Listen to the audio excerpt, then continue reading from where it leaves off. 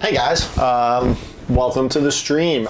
First off, I am trying out some new streaming software, so we're gonna see how that goes. Hopefully that doesn't end catastrophically. It probably will. I also have a little bit of ambient music going because some people were complaining about some dead air, and I want to try to eliminate that. So if it's too loud, please let me know. Looks like it's coming through okay. I'm able to adjust the fade. We're at a little bit of a weird angle here, I know. I was tossing around how to actually like better build it in a live stream. I was gonna set up the whole table back here, but then I'm like, that's too far away from the camera. So I think this will work. I can build it here, and then when I'm showing you guys tiny bits, the extruder, small, I can move the printer here. I can get a lot closer with the camera. So I think this will work out. The only odd thing will be is I won't be looking directly forward the whole time. I'm gonna be focused here. Like we did the Ender-3 Plus, what I'm going to do is actually, I'll pause every half hour and pause and take some questions that my mods have kind of picked and filtered out. So I want to ask my mods to pick like, not the repeat questions, you know, you guys know what to look for. Yes, I can wear the suit, so we'll just put that out there right now. So thank you so much for coming. We are going to be building an Ender-3. This is just a normal Ender-3, not the Pro, not the XL or whatever. And we are going to be putting a couple of upgrades on it. We have an All Metal Extruder, a genuine Capricorn Bowden tube, a glass bed, and I do have a silent board. We're not going to get to that. That's for another video. And also some stronger springs. So it looks like the chat's already blowing up. That's really cool. Let me just get some screens moved around here so I can see better. And let's see, what is everybody saying? How does the audio sound? It's honestly not recommended, blah, blah, blah. Describe print quality, Graham. Would you mod an Ender-3 or just go with the Ender-3 Plus? I would go with the Ender-3 Plus. I started playing to the wrong theme music. The music made me jump, but is it an okay volume? Can you guys hear me okay? I have this one just kind of looped as some background noise. This was literally a last moment thing. So yeah, yes. New software, drinking game. Yeah, it's never the software. It's a driver in my, I pretty much just have to wipe my whole computer. You don't hear the music anymore? Uh-oh, well, it's playing, but no music. I can increase it a little bit. Let's try that. Let's try increasing it. I wonder if it's prioritizing. Interesting. Well, yep. Is that suit 3D printed? Yeah, it is. So I'm hopefully gonna be able to get through everything, a bed level and fire off. I wish I had sliced some G-code in Cura of my own with an SD card, but we'll go with the test print and the test film that's in here, because that's why, that's what you guys are going to get. Interesting that you guys can't hear the audio. I'm wondering if it's just because it's way too low. Let's try to move it up a little bit. We'll see. We'll keep playing. You can hear it. So I'm wondering if it's just a level thing. So we'll see. Okay. All right. If it gets too loud. So yeah. So I'm gonna start building. We'll get this unboxed, and at like 8:30 or whatever time zone you're in, I'll stop and we'll take some questions. But I'm gonna kind of talk through what I'm seeing, what you would experience, and why you would want an Ender-3. Now, a lot of people ask all the time, what is the printer I recommend the most to getting started? And this is it. This right here, I picked this up for $160 on US Amazon. I couldn't, and it was on Prime Day, but it wasn't like a Prime Day deal. It was kind of weird how it worked out. But no complaints at all, and we're gonna be using everything in here to actually build it. So, yeah, cool, awesome. So it's not the biggest printer in the world, that's fair, but it is so cheap that you're not making a big commitment, you know? You're not making this $500–600 commitment, and you're not even gonna like the hobby, or you're not good at it, or it's just not what you thought it was. This is a very good entry-level printer. You can print a good majority of stuff with it. It'll just take a little bit longer, so. We got the nice fancy schmancy Creality instructions right there, and if I remember correctly, we can pull this thing out. Cool.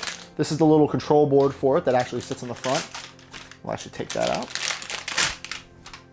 There it is. You know, fancy. We're actually going to pull that off tonight, and it'll be nice. That'll be the icing on the cake right there. Pulling off the protective cover. And let's see, get this thing out. Got some rods on the side. All right. So when you lift out the printer itself, when you lift out the bed and the bottom of the printer, the hot end and nozzle are going to be kind of sitting below it. Don't just yank this out. Make sure you take them out slowly. You don't want to accidentally break anything right when you get this out of the printer or out of the box. So this can kind of come up like this. Let's see. And it wraps around underneath it, and it's bunched up with all the cables. So we're going to move that there for now. Move this box back a little. All right. So that's good. Oh, look at that. Some of my wheels have already fallen off, and that's good because we're going to actually upgrade the springs on these wheels. So we're going to leave those there for now. What else do we got?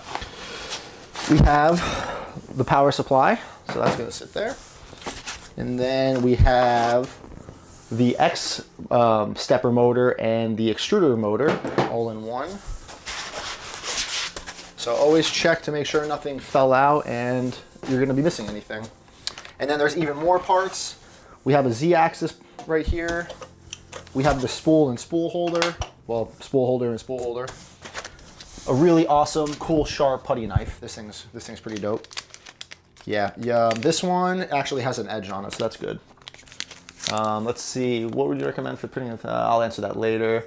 And so a lot of my mods seem like they can probably answer this. So if you guys are asking me questions, my mods do know a lot about my happenings. So please listen to them if they are giving you an answer in something. Don't just wait for me to answer because I'm not going to be answering questions for another 20 minutes. So please be patient while we build this 3D printer. Okay. All right, looks like everything is out of the box and we'll just get rid of that. Cool. So now that that's there, I can actually sit down and be like eye level with you guys. All right, so we have a lot of fun things in here. First thing I'm gonna go through and do is I'm gonna open everything up and kind of lay it out. For those of you that don't know, this is called knolling, and it's kind of seeing what you're working with. This way, when it comes time and you open the instructions and you're like, all right, it wants this thing, that's what it looks like. This is all the filament they give you. They give you this little bound up winding of it. It's yeah, it's not good. So we're gonna use that, or maybe I'll grab some white filament that's in my closet. We'll see where the night takes us. Sure, cool. Little SD card, micro SD, USB holder. This thing can be problematic. I always recommend to, what?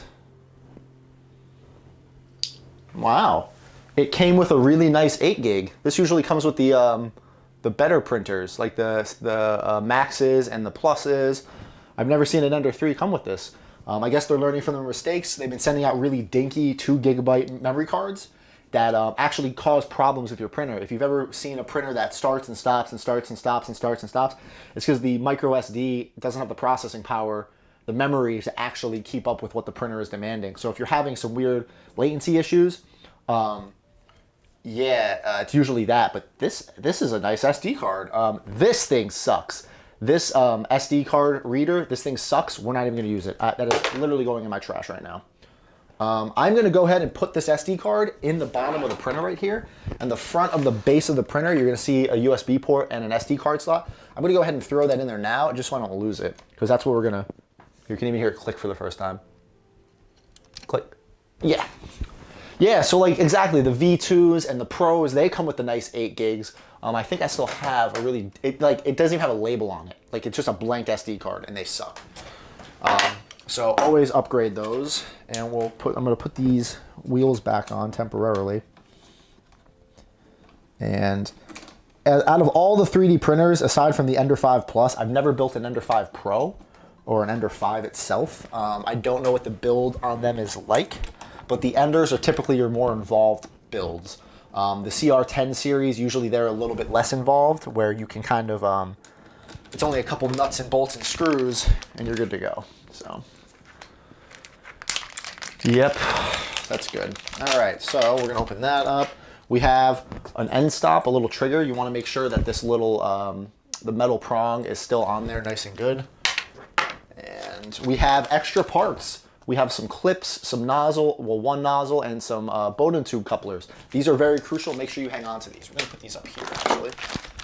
And we're gonna go ahead and open up our metal rods, and if you see, you'll open up these metal rods, and a silicone sheath will come out, and inside of that is your Z-axis rod. So you can go ahead and take this out.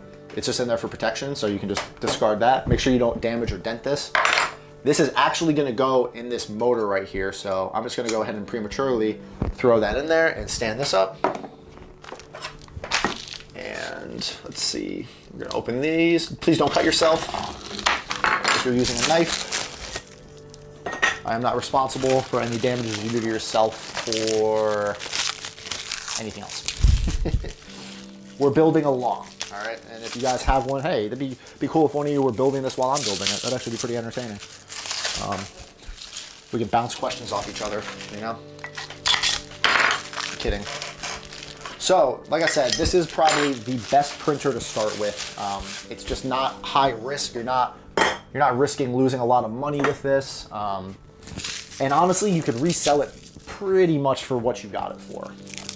Now, if anybody's wondering this, I will explain this for right now. Why didn't I get the Ender-3 V2, the new one, and which I believe, if somebody could fact check me, I believe they go for about $260 to $300 currently, depending on where in the world you live. And I do not think that the V2 currently is worth it. The only benefits it has is it comes stock with a silent mainboard, which I have right here, and it comes with a, I believe it comes with a magnetic bed or a Ultrabase bed. It doesn't have an all metal extruder. It doesn't have a better ptfe Capricorn tube. So you're paying over $100 more, close to about $100 more for a printer you're still gonna need to upgrade. Now I was able to get this standard Ender-3 with an all metal extruder, with the Capricorn tube, with an Ultrabase glass bed for $200. It seemed like a no-brainer to me. And as it gets built and as it'll sit, it'll outperform that V2. Now you could upgrade the V2, but then you're over $300 for a printer you get for $200. So that was my reasoning behind this. I know this thing prints like an absolute monster, so that's what I went with, you know? If it ain't broke, don't fix it. Oh, okay. So right now, this is an American, oh, and yeah, a nicer fan cover. They upgraded the fan cover, and it has a little tool tray. Yeah, better, yeah. Ender-3 V2, 280 on Amazon. Yeah. This is an American, a US spec Ender-3, which means I bet that the power toggle switch is set to US. Oh, it's on the power supply. Here it is. Nope, it is set to 230. We're good. Okay. However, I'm going to go ahead and plug it into my transformer that's sitting right here. You guys can't see it, but I have a US transformer. I'm going to need to remember to undo this, or you guys are going to watch me roast my printer. So, yes, I am in Europe. I have an adapter transformer sitting right under here, so I have US power too. So, 203 deal right now, normally 223. That's not bad. Can you make the Ender-3 fire safe? So Dayton, it does have thermal runaway. I can answer that while I do this. I shouldn't be, but I can. It does have thermal runaway protection by itself, I believe. The new ones, they enable it now. We will test the thermal runaway, though, if we have time. So when you open up the bag, you're gonna get this needle-looking thing. This is a nozzle cleaner.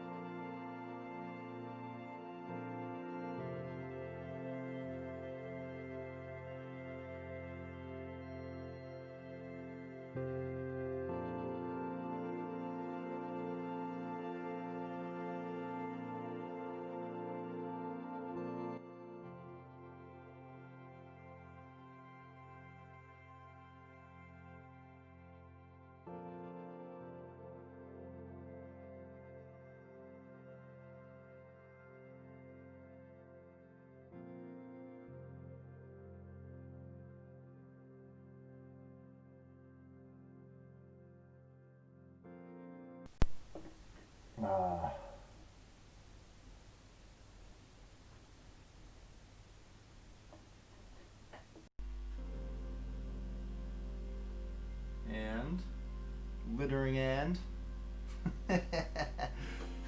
yeah, the music probably went up a lot because of that. Well, at least we have the elevator music.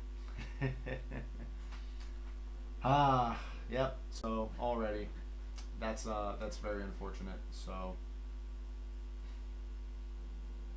really deterring, really deterring. Elevator music. Isn't that is a subreddit, isn't it? Am I crazy? I don't think I'm crazy. Yeah. Oh, I've had spot focus on the camera the whole time. So, yeah, that's kind of odd. I'm not sure why I did it. A lot of static, huh? I don't want to do this stream in this crappy camera. I don't. It's just easier to hear the total silence. You're funny. You're totally funny. Yeah, I'm annoyed. I tested this thing all day and troubleshot and updated stuff, and it still happened. So I don't know. I don't know why it does it. Camera's still working just fine, but it's interesting. It's very interesting. It's intriguing. Yep. It's like the cam link just gives up, and yeah, it's a big bummer. Are you going to? Yes, Dayton, I am. I am working on that. It's just it's slow moving. I just have a lot of other things going on.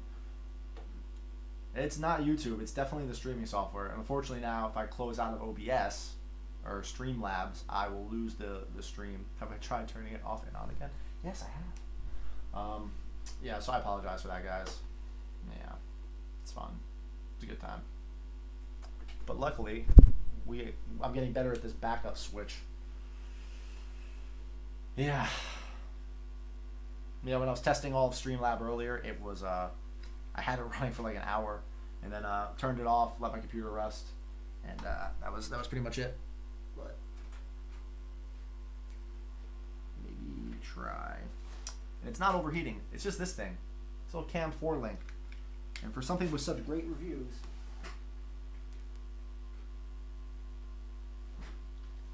It really doesn't have them. Yes, I have. I have tried yelling at it, sweetie. Oh boy. Oh boy, have I tried yelling at it.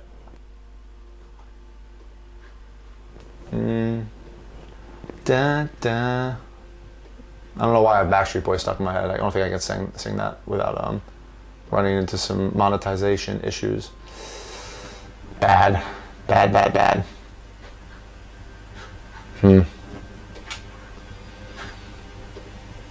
Well,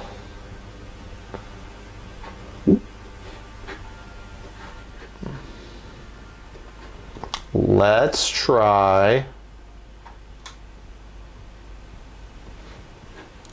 Let's try this again. Okay. Percussive maintenance. If it's USB power, maybe the hardware itself goes into power saving mode, maybe in power management settings, you have to shut it off. Yeah, I've tried messing with that, and as some people can attest who've been to the stream before, I'm looking at the wrong camera again. As some people can attest, the camera will work flawlessly for 2-3 hours. Randomly, other times it'll take a dump in about 5 minutes. So it was double audio. It was picking up. It should be good now. Is Armorsmith Designer? Armorsmith is a one-time payment. It is a absolutely one-time payment thing, and it's like you just went tanning. Yeah. Filters. Yeah. So, upsetty spaghetti. So I have everything set up now. All I have to do is just change the scene, and we'll be back to the other thing. Yeah, I'm sorry about that, guys. We'll try to roll back into it as quickly as possible until that happens again. Hopefully it doesn't. Yeah.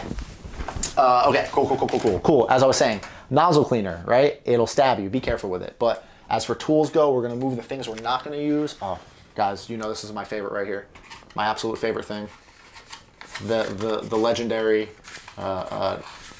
blue nippers. Look at them. Aren't they beautiful? They're beautiful. These are perfect. Tools over there. We have some zip ties. We're not really probably going to use the zip ties. I'll do my own cable management later. I'm also going to open up all of the nuts and bolts right now and lay them out, again, knowing. Just make sure if you open them up, you remember what they were and where they went. You don't want to lose track of these. Actually, but honestly, I think they're all about the same size. So it shouldn't be that bad of mixing them up. Or not, sorry, none of them are even close to the same size. What am I saying? And, shouldn't be too much of a problem. Those can stay there. Those can stay there. We got some end covers for the ends of the rails. We'll open those up and move them to the sides. And don't worry, as I'm actually picking up specific things, I'll get closer to the camera to actually show you guys, especially if it's like a confusing thing. Or like, oh, this looked a little complicated, or this looked a little weird. I got you. I got you. I'm using this little workspace over here for these screws. And then we're about to actually go into full assembly, so please stand by. In 6 minutes, and you get, I have Armor Smith Designer, in my opinion, it's the best way to, cool. And in 6 minutes, we're gonna go through, we'll do a little Q&A for like 5-10 minutes, and we'll talk about how angry I am that my software is still messing up, but hey. And we're gonna be using absolutely all of the tools that come with the printer. I wanna make sure that I'm not pulling out any weird, everything we're gonna do is with all the tools that come with the printer itself. So we're gonna put those over there. And then we have our belt, and Creality is really awesome. They give you the belt pre-cut. And if you've ever built an Annette A8 or like a really old 3D printer, you have to cut and size the belt all yourself, and it's not fun. So hard pass. Okay, first upgrade we're gonna do right off the bat. Two upgrades, I apologize, sorry. This bed, all right? So we're gonna take this bed off before we even start anything. And I'm not gonna put the new bed on yet because I don't wanna risk damaging it, but we're gonna go ahead and take this off, okay? This is it's like a fiberglass resin bed, and it has a sticker on the front of it. This bed is really good. This is a very tough bed. This is a very sticky bed, as long as it's cleaned. You don't use any additives on this type of bed. You just clean it. Soap and water, isopropyl alcohol. The cleaner this is, the better it sticks. But you're never gonna get this beautiful glass bottom surface of your print. I like this bed. If it ain't broke, don't fix it. However, for reasons, I'm gonna start messing with ptfe and stuff, so I have an Ultrabase bed in there, and that's gonna go on in a little bit. But all these wheels you can see are loose, right? So what we're gonna do is, there's an upgrade I didn't talk about in the preview, and it's actually stronger bed springs, and I have a bunch extra. And while these aren't typically required on an Ender, these are still good to have. And what you can do is you can buy a upgrade kit completely online, and it'll have an All Metal Extruder, it'll have a Bowden Capricorn tube, and it'll come with these yellow upgraded bed springs. And what these do is these put more tension against the leveling knobs. Now, I'm sure some of you have, if you've leveled your bed before, you'll notice that as the bed gets higher and higher, the knobs get looser. These help fix that problem. What they also do is they keep the bed at that exact same height. As a print builds up and builds up, if your bed springs are really, really crappy, the weight of the print itself can actually unlevel and tilt off the bed. It can push the bed down, and it can cause the wheels to come loose as the print is going. So upgrading these and dropping them on the floor to where you can't find them again. Ooh, don't fall. I have all my stuff on my desk behind me, so just stay. That's gonna fall, actually. I should move that. Yeah. So these are good things to just upgrade, especially if the kit just comes with it. And since we haven't even leveled the bed yet, it's the best time to do it, because this bed is just so messed up right now, it's not even funny. So we're gonna go ahead and pop these off.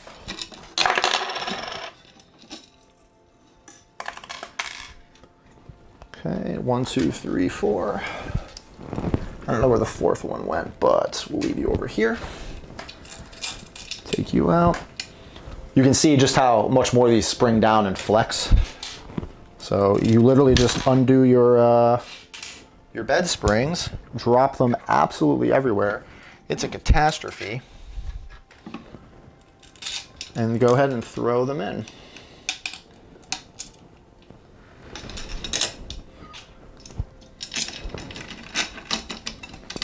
One of the most aggravating things is trying to get the springs back in and flailing around.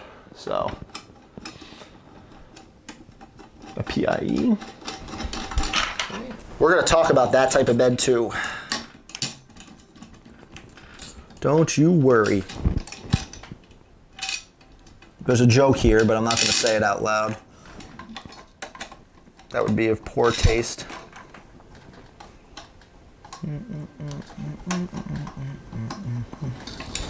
Is the music helping, guys? Like, just like in terms of dead air, like just not hearing me breathe and just these awkward silences.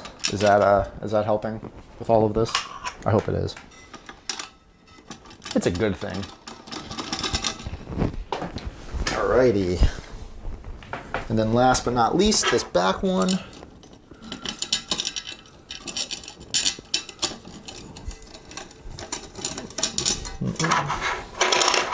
And then another little good practice to get into is while you're building this, whether you swapped out your bed springs or not, push the bed all the way down with a good amount of force, and you're gonna wanna tighten your wheels as much as possible.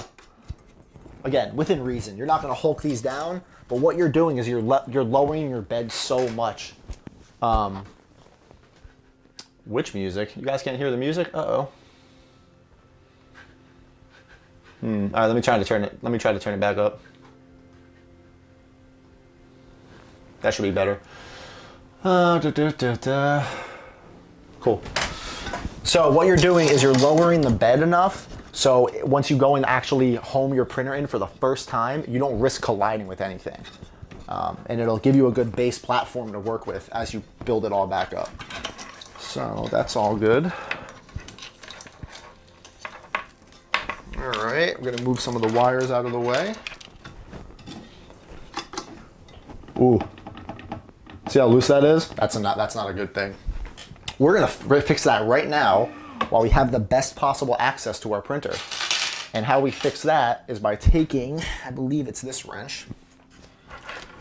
So what I can do is show you right here. All right, we're gonna talk about eccentric nuts right now. Okay. So, if you guys can see this, there's 3 rollers here. And on this roller down here, the bottom one, it has cutouts. This is an eccentric nut.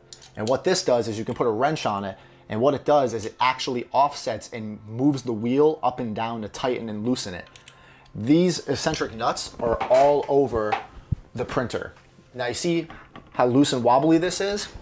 Now, what I can do is come to this side, and there's 2 eccentric nuts on this side. I can put the wrench on them, and a good way to see if they're loose is by trying to spin them. See how I'm actually spinning the roller right now and the bed's not moving, but this one tries to move it. So this one's actually pretty tight. So we're gonna go and put the wrench on the loose one, and I'm gonna wobble it until it stops, and I'm gonna turn the wrench until it stops wobbling. So that got tighter. So let's try to go the other way. All right, better. Better.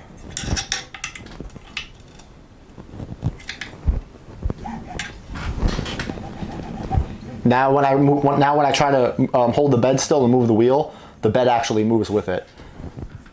So let's try this one now. Hear how it's not making any noise anymore? It's not wobbling. It's tight. Now, a good way to tell is if you unplug the stepper motor in the back, this little wire that goes to this motor back here, it moves very, very freely. And we're gonna talk about components once this is all built together. But now that bed doesn't wobble anymore. And like I said, these eccentric nuts are all over the printer, and you use them to increase the tension up and down against the roller itself. This is great quality, blah, blah, blah. Let's see, should this repair and upgrade printers? Oh, it's 8:30, so we'll do some questions. I'm sorry, I lost track of time. So I will skim and let's see what kind of questions people are asking. If you want a good flat build surface, I can recommend a PEI build plate. The print, at least PLA sticks really well. Yes, I know plenty of people who use those. They're not too dissimilar on quality to like the Ultrabase beds. They have great adhesion, and I think on the PEI you also want them immaculately clean. If I'm not crazy. Ben Palmer, Great question. Wait, doesn't moving a stepper motor generate a charge? Yes, it does. It does generate a charge. Now, I see this all over the internet. People are like, don't do that. You're going to fry the printer. Do you know how often I've done this? Now, again, this is my personal experience. I have 6 printers. I've had a couple more. I've done this all the time. I move the printer. You'll even see the screen flash on a little bit. You would have to sit there and I mean just move it back and forth and back for way longer than you ever would just doing maintenance. You would intentionally need to go there and sit there like a DJ back and forth to ever try to do damage to it. Yes, you're generating a charge, you're generating electricity. A stepper motor is just a generator backwards. It's the same thing.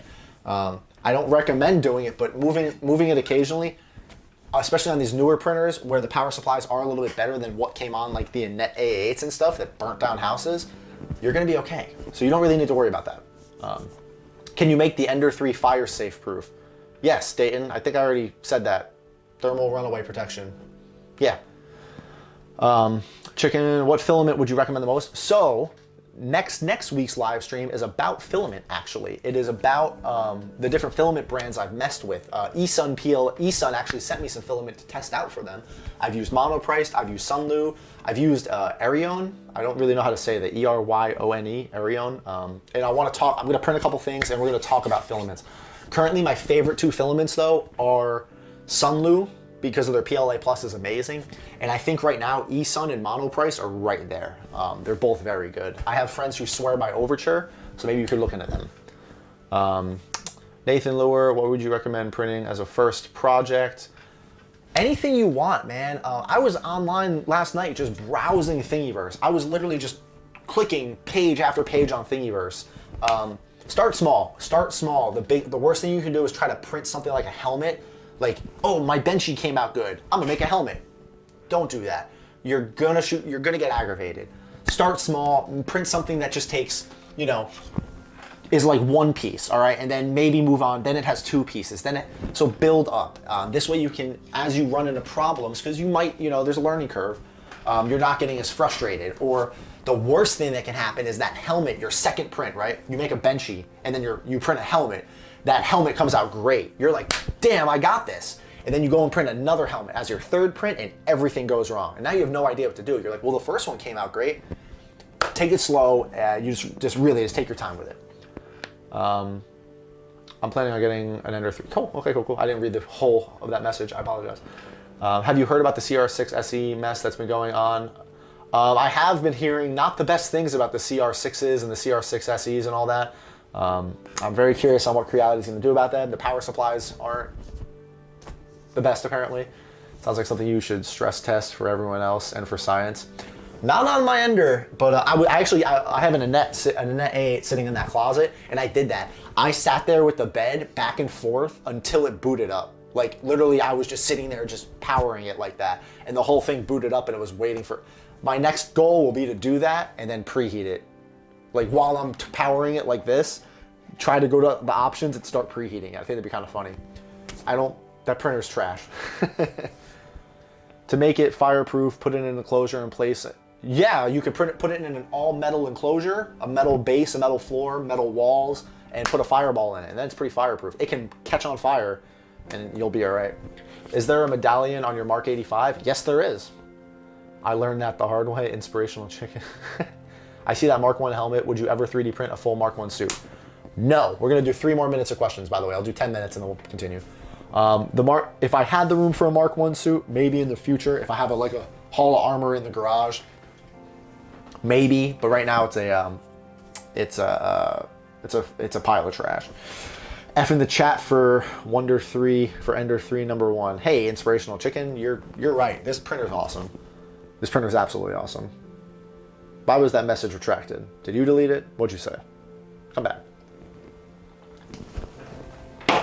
There was another question somebody asked, I glossed over it, and I can't remember what it was. Thank you to my mods. Thank you, Chris, for picking out a good one that hadn't been asked first. I really appreciate that. That's what I like to see. Killing it. Killing it. Let's see. Ender-3 versus Ender-3 Pro. If you can afford the Pro, get the Pro. But you're not going to be sad if you didn't. It has some added benefits, but I don't think the price difference is going to be like, oh, I wasted money on the Pro. It has a magnetic build plate instead of the this rough surface sticker one, and they move the power supply, like the fans, in a different spot. So it's not a bad thing. I personally wouldn't get it. The 3 works just fine. So not sponsored by Coke. Can Ender-3 work as well as an Ender-5 with proper upgrades? The 3D check tech. This right here, I have 2 minutes to rant about this, and I'm going to rant about this, so all your other questions are irrelevant. Hi, Mysterio3D. Welcome to the stream. An Ender-3 can perform just as good as a CR10 Max. 3D printing has reached the point where size and quality are 2 different things. Period. Like money, it's very, there's a very big jump when you want to start getting into higher qualities. Most Creality FDM printers perform exactly the same. What you're paying for are features and size. That's it. They all use the exact same 4mm nozzles stock, except the Pro and the Max. They use the Mark 10 nozzle, but it's still a nozzle. Quality and size are 2 completely different things. My CR10 Max has a 4mm nozzle on it right now. My CR10Ss and my Ender-5 Pluses have bigger nozzles on it. So my CR10 Max is putting out the same quality as my Ender-3. My Ender-3 that's in the other room and my Max are putting out the exact same detailed prints, where my CR10s and my Ender-5s are putting out a little bit rougher, quicker prints. So they can absolutely perform the same as long as they have these reliability upgrades. Metal extruders, so your extruder doesn't crack and you get under extrusion. Better ptfe tubing, so you don't have blowouts and stuff. And then it's a matter of settings and making sure you have the right temperature. Everybody wants to mess with Cura settings and walls and just retract. They want to mess with Cura. The only thing in Cura you should be messing with program-wise is your infill. How strong do you want the print? And your temperature. Get your filament to the proper temperature and your prints will be beautiful. Then it all comes down to how well your printer is built. You guys saw how loose that bed was right out of box. It's not loose anymore. My y-axis is only now going to move in the y-axis. If that bed was tilted and all wobbly, it was going to cause issues with my print. So making sure your printer is built good will get you way better results than trying to fine-tune and calibrate the settings in Cura that have already been calibrated and calculated for you. Somebody way smarter did that. Trust them. End rant. 2 minutes. Look at that. Ha!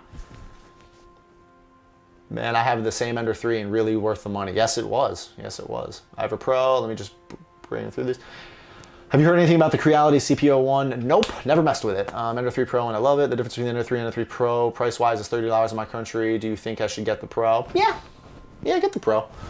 Look at the upgrades the Pro provides and ask, does it seem worth it to it? Both expect the magnetic bed and the normal Ender-3. There's no different. That's also true. They're like 20 bucks for the magnetic bed. So we're gonna go back to building, guys. And then we'll hit questions in another half hour. How about that? Okay? Have you tried using an airbrush to paint? No. Cool, so our bed's good. Now we need to build the gantry, and I guess I'll open the instructions for the first time. Move that out of the way. Creality is really missing out by not making this a sticker. People love stickers. Am I the only one who just, it's like a quality certificate. And like, I don't know, I like stickers. Creality, make this a sticker, damn it. Missed opportunity, bro. What's this? Thank you for your support, blah, blah, blah.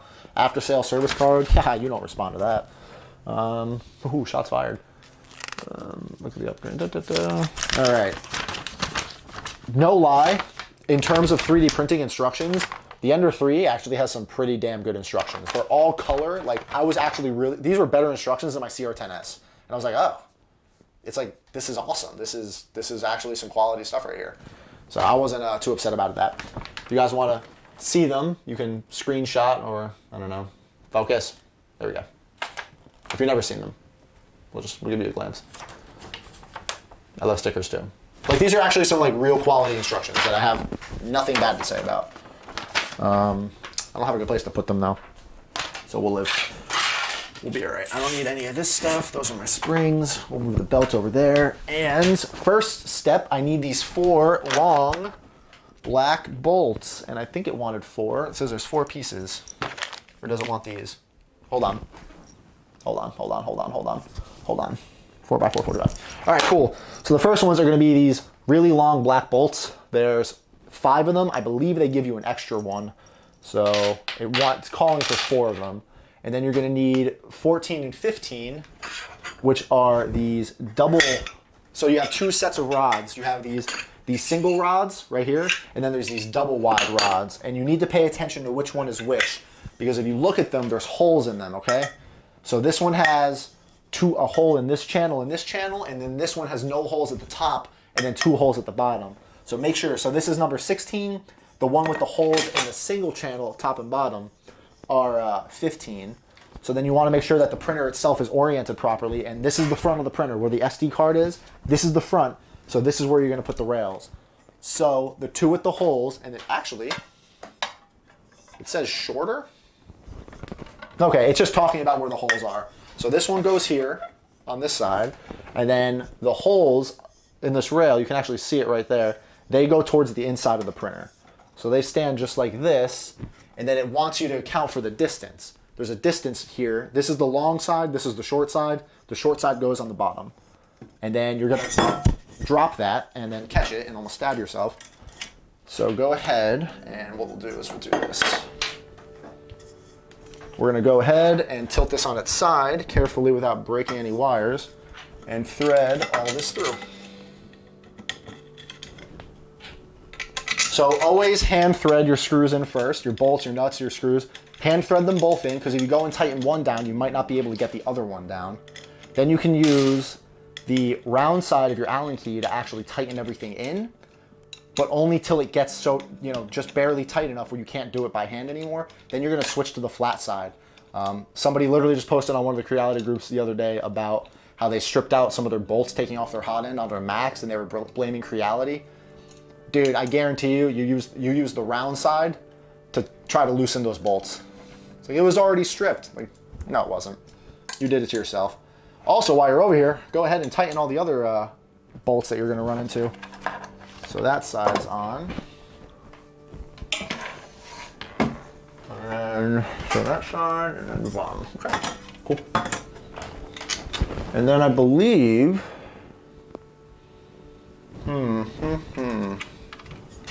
why do I have a sneaking suspicion I remember having to run the wire underneath the, oh no, that goes in the front. Having a little bit of a memory thing here, and I just want to make sure. I don't remember it saying it, which is actually really confusing. But it should be okay. Okay, cool. Never mind, disregard. I'm just being stupid. All right, while I'm tightening these in, what is everybody saying? The frame is built sturdier on the new power supply, which is quieter and better, apparently, the magnetic bed. Yeah, there's something about the frame too, I believe. Shots fired, indeed. Creality quality control is awful in the customer support. Yeah, I'll fire some shots. They don't pay me. The frame isn't too different. Yeah, but I don't know about that, dude, but I know about stripping bolts, and I found at least 5 in my CO10. It was done in the factory, really? Interesting. Well, it is a Chinese factory, so quality control. Interesting.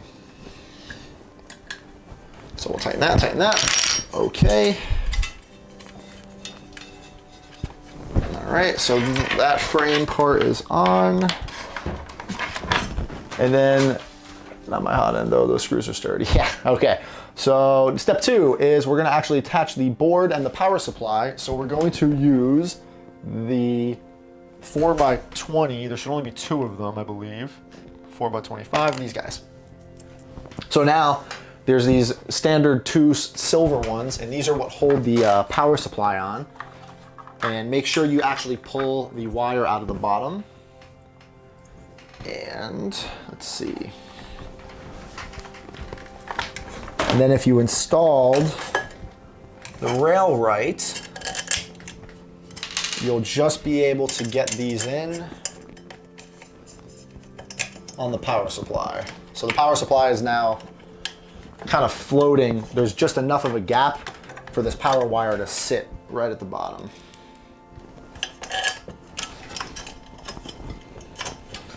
And I actually roasted that other Ender-3 that's in the other room, that first one I have.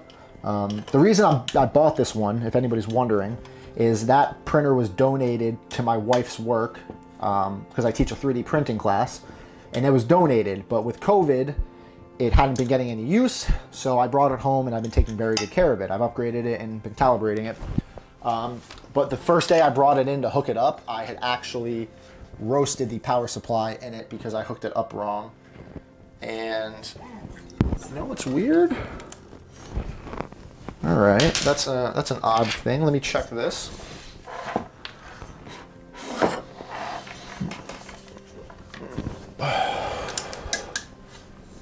I wonder if this is because of the rail. Let's check. Okay, so interesting thing just happened. I put on my power supply and it was kicked out. It was actually touching the bed. The bed couldn't move in and out. It's because when I tightened this, it wasn't square. So I don't know if you can see this moving. You can just barely see it moving. I went down and loosened this, and so now I can kick it back out. It's the bolts that I had initially installed. So be careful of that, meaning the rail wasn't squared up. So, oh, much better. There you go. Cool, awesome. Awesome, awesome, awesome. I like that.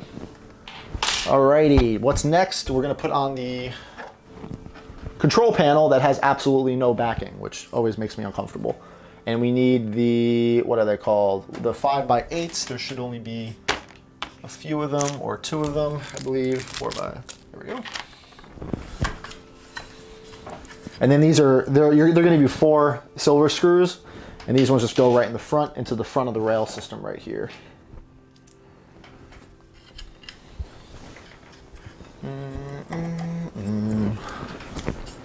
Well, we might as well connect everything in first, but it's not telling me, I don't remember where to actually hook them in.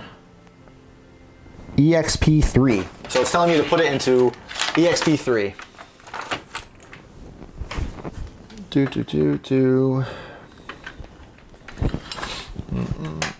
So we'll do that. I don't like how they have this board just kind of sitting here, exposed in the back.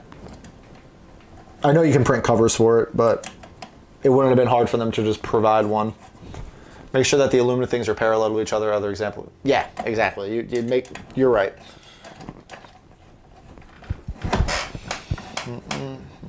There'll be a final, like, going around squaring everything up at the end there, so that's fair. They should send you a baggie of extra. Yeah. So square that up a little bit, and looks pretty good. I like that. All right, so that's there. That's done. That's on. Cool. Awesome. And next we're gonna put on the end stop, which is this little guy down here. That is such a it's a real odd design choice.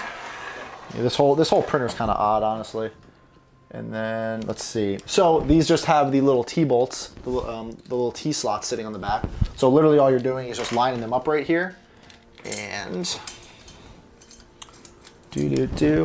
right. Let's see. It just slides all the way down, and there's it actually gives you a measurement, 32 millimeter. So what's cool about this Z-stop is then you can now move it up and down if you needed to, depending on your bed. But it does give it a little plastic aligner, little tab right here. You can see right this thing. It looks like a little, that stops it from coming down too far. So it's kind of idiot proof, which is kind of nice.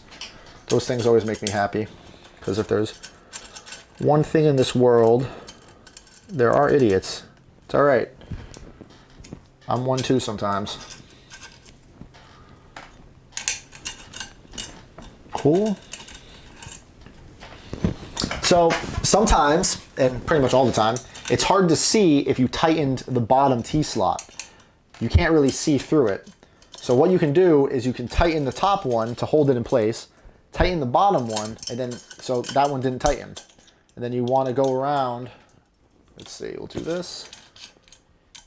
Get the top one kind of snugged up, like that. And then I'm going to loosen the top one again and see if I can pull it off. All right, so the bottom one's actually tight. Good. And we're squared up. Good to go. Awesome. Cool, cool, cool. And while I'm here, I'm gonna go ahead and actually plug in the little end stop trigger that's sitting down here. So this is right here, down here is where it actually went. And go ahead and plug that in. If I can get it in there. I should have just plugged it in before I installed it. Cool, awesome. 7 minutes and we'll go into a Q&A, guys. All right, so that, and then we want to add the stepper motor for the Z. Now you want to make sure that this is actually in there all the way. It's just gonna have you tighten them down. And it is missing one of the screws. I hope that was intentional, because that has me worried that one might be missing. Rut row scoob.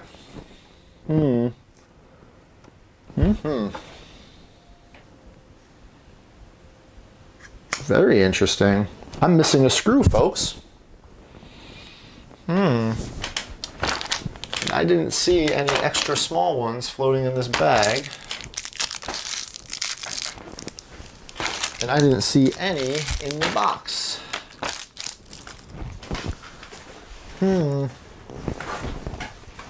So the screws that are supposed to hold in my stepper are missing. The rod to the stepper motor. So let me peruse all the... Yeah. That's an interesting one.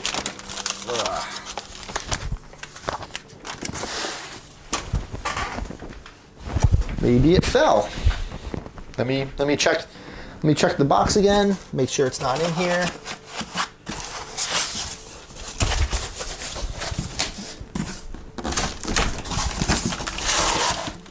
Well, that's a bummer.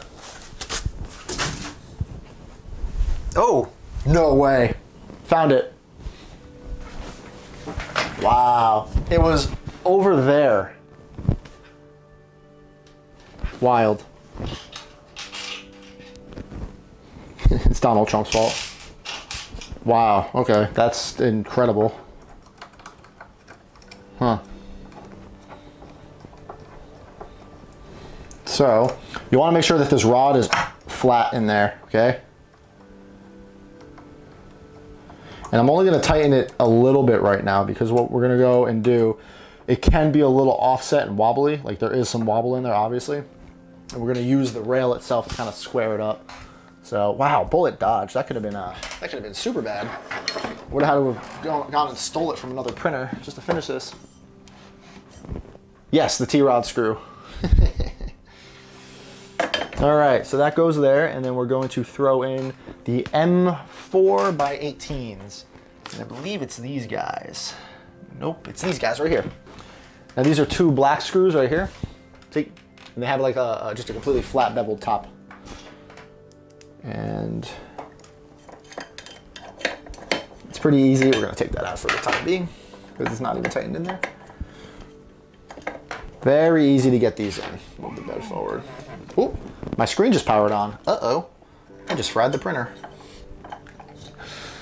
Yes. I know this is a little bit of a different live stream. That's like not a full Q&A. I do still hope you guys are enjoying this. It is, you know, I'm building something. You guys want to watch me build something live? Well, here it is. So that's tight. So let's see. And then let me just make sure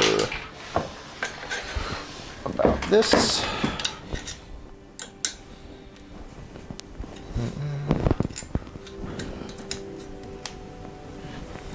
What have you guys been thinking about the content lately? I'll shoot myself in the foot and make myself sad like that. So, like the Halloween kind of based video with the lights and the kind of, you know, the hacking, the really cheap life hacks. I have the Infinity Stone props coming out. My goal is to film all 7 of those videos. This way I can release them one after another in a very nice stream. In like a nice schedule. This way I'm not missing out. I know you guys have seen them, especially if you've been on TikTok, you've seen the progress on that. But I don't want to release like the power orb and then have you guys waiting a month to see the next video, you know? So there is a method to that.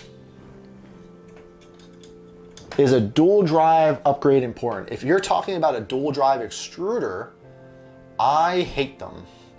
I actually have an all metal extruder to downgrade my CR10 Max. My CR10 Max is a dual drive extruder and I hate it. I friggin' hate it.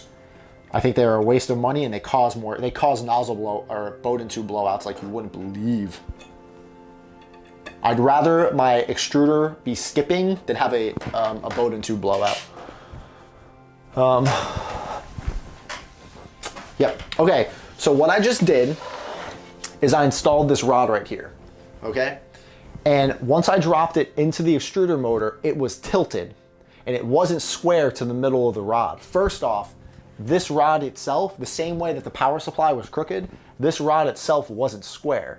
But with the motor on it, what I was able to do was square it up with the rail. So now there's a distance on both sides. I know this motor is flush with this bottom rail. Also, the extruder motor can tilt left and right because of the way the screws are designed. So I loosened it and I used the rod to actually square up the rail. So now everything looks good and it's tightened in there. So as this spins, it's gonna spin perfectly on the proper axis and it's not gonna wobble around. Can you fit in your Iron Man suit? Hey, King Kitus, what's up? Yes, I can. I've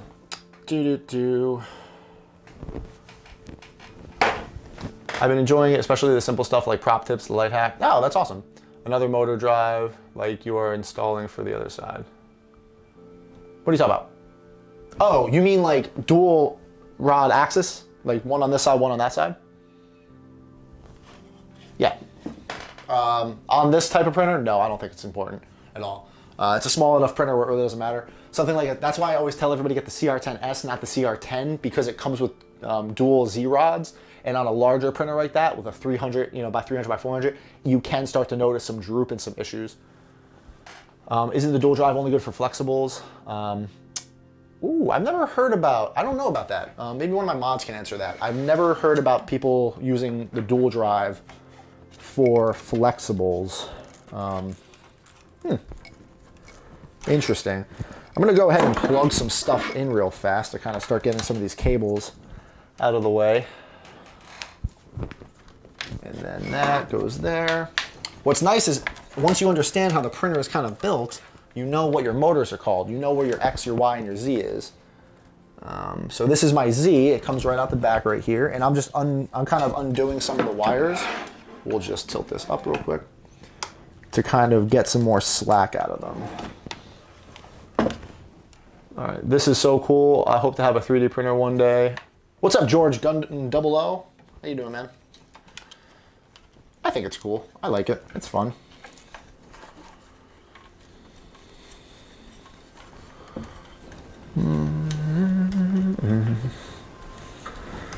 Okay. All right, we'll pause. It's 9 o'clock. We'll pause and do a little answer. I'll answer some of you guys' questions. This way it's not all about this. But I am going to keep messing with this because I want to at least get in one test. And I don't want to run out of time, but I will stop for questions if you guys have any good ones. I've heard some people prefer dual drive for printing TPU. It seems like a lot of people go to. I might have to look into that. I've only printed TPU a few times, and I wasn't the biggest fan of it, I'm gonna be honest. So it didn't seem worth it to me for flexible parts on my printer itself. So we'll see. We'll see how that goes. Hi, I'm very good. Thanks for asking. No problem. Am I the only one who needed cable extenders for the CR10S? Mine seemed to be too short to be able to get to the max height. I have cable extenders on mine too. It's incredibly short. It definitely cuts it very close. What's the effect of changing nozzle size? Adam Green. So a bigger nozzle lets you, think of a hot glue gun. That's all this is, right? Here's our nozzle right there. There you go. Little nozzly boy. Changing your nozzle, what can it actually do for you? So increasing your nozzle size lets you put out more plastic. By putting out more plastic, it lets you make your walls of your print actually thicker. So the diameter of your nozzle, the stock one is a 0.4 millimeter nozzle. So it'll only put out at its width, a 0.4 millimeter wall, theoretically. Now, 0.6 millimeter nozzle, a 0.8 millimeter nozzle makes the wall bigger. We're not talking about layer height. Height is different, but the thickness of the wall. It also lets you put out more plastic faster. So if you're trying to get bigger prints out quicker, a bigger nozzle puts out more plastic and you can get bigger prints faster. Now the thing is, a lot of people tend to confuse nozzle size and they say, oh, you're gonna lose, bigger nozzles cause layer lines. No, they don't. A bad built printer causes layer lines. Under extrusion causes layer lines. Improper temperature causes layer lines. Printing too fast causes layer lines. Going up in your nozzle size will not, how are you printing with a 0.8 millimeter nozzle and you don't have layer lines? Because my printer doesn't wobble. If you have the proper flow rate, you have the proper temperature, as the first layer builds and your printer moves up, the next layer is going to build up, right? And it's nothing moved in any direction it wasn't supposed to. Your y-axis moved in the y-axis. Your x-axis moved in the x-axis. Everything moved exactly and only as it should have. So as that print builds up, nothing is moving as it shouldn't. Now, what you will lose with bigger nozzles is detail. You can start losing very fine detail on smaller prints, but it doesn't mean you're going to start getting layer lines. If you're getting layer lines, it's a temperature thing, it's a wobble thing, it's an under extrusion thing. I like a 0.6 millimeter nozzle. It's a little bit bigger than the 4, not as big as the 8, so I still retain a good amount of detail, but I can print faster. How often would you expect to replace the nozzle due to wear? I have never replaced any of my nozzles. Once I upgraded to my 0.6 millimeter nozzle, I've been using the same one for 1.5 years. Abrasives deteriorate nozzles quicker than... yes, abrasives, nylon. I mean, it's actually stuff like nylon, you just need a whole new hot end, but that's another story. What's your go-to method of making the X gantry parallel to the bed, speaking of a CR10S? I don't know. I didn't. I let it come down, and once you level your bed, that should be it. Whatever, even if your gantry is off a little bit, when you level your bed, it kind of compensates for that to an extent. If your gantry is very off, you're gonna have to adjust your rods a little bit, but yeah, it's tricky. I'm not sure, but it would be a while before you noticed any effect on the nozzle. Exactly. Haven't got a printer yet due to living space. Would it be a bad idea for me to put one in the garage? Live in Texas for an idea of weather temps. No, garage would be fine. Yeah, garage would be absolutely fine. It gets warm in there. Maybe in like the middle of August, July, it might get a little warm. You'd have to really keep an eye on things. It will affect your ambient temperatures, and you might run into some weird issues. There's a lot of data about that, about the ambient. There's a lot of YouTube videos talking about that type of stuff. It's a little bit out of my ballpark with that type of extreme heat because it can get hot in Texas. It can also get cold in Texas, but plenty of people have their printers out in their garage and they're totally fine. So, yeah, you should be all right. I wouldn't leave them in like direct sunlight, but should be all right. We'll do questions for 4 more minutes, my guys and guyettes. Thank you for this. Thank you for tuning into this. This is, like I said, this is a little bit of a different stream. I'm building something, but I'm having fun. I really am.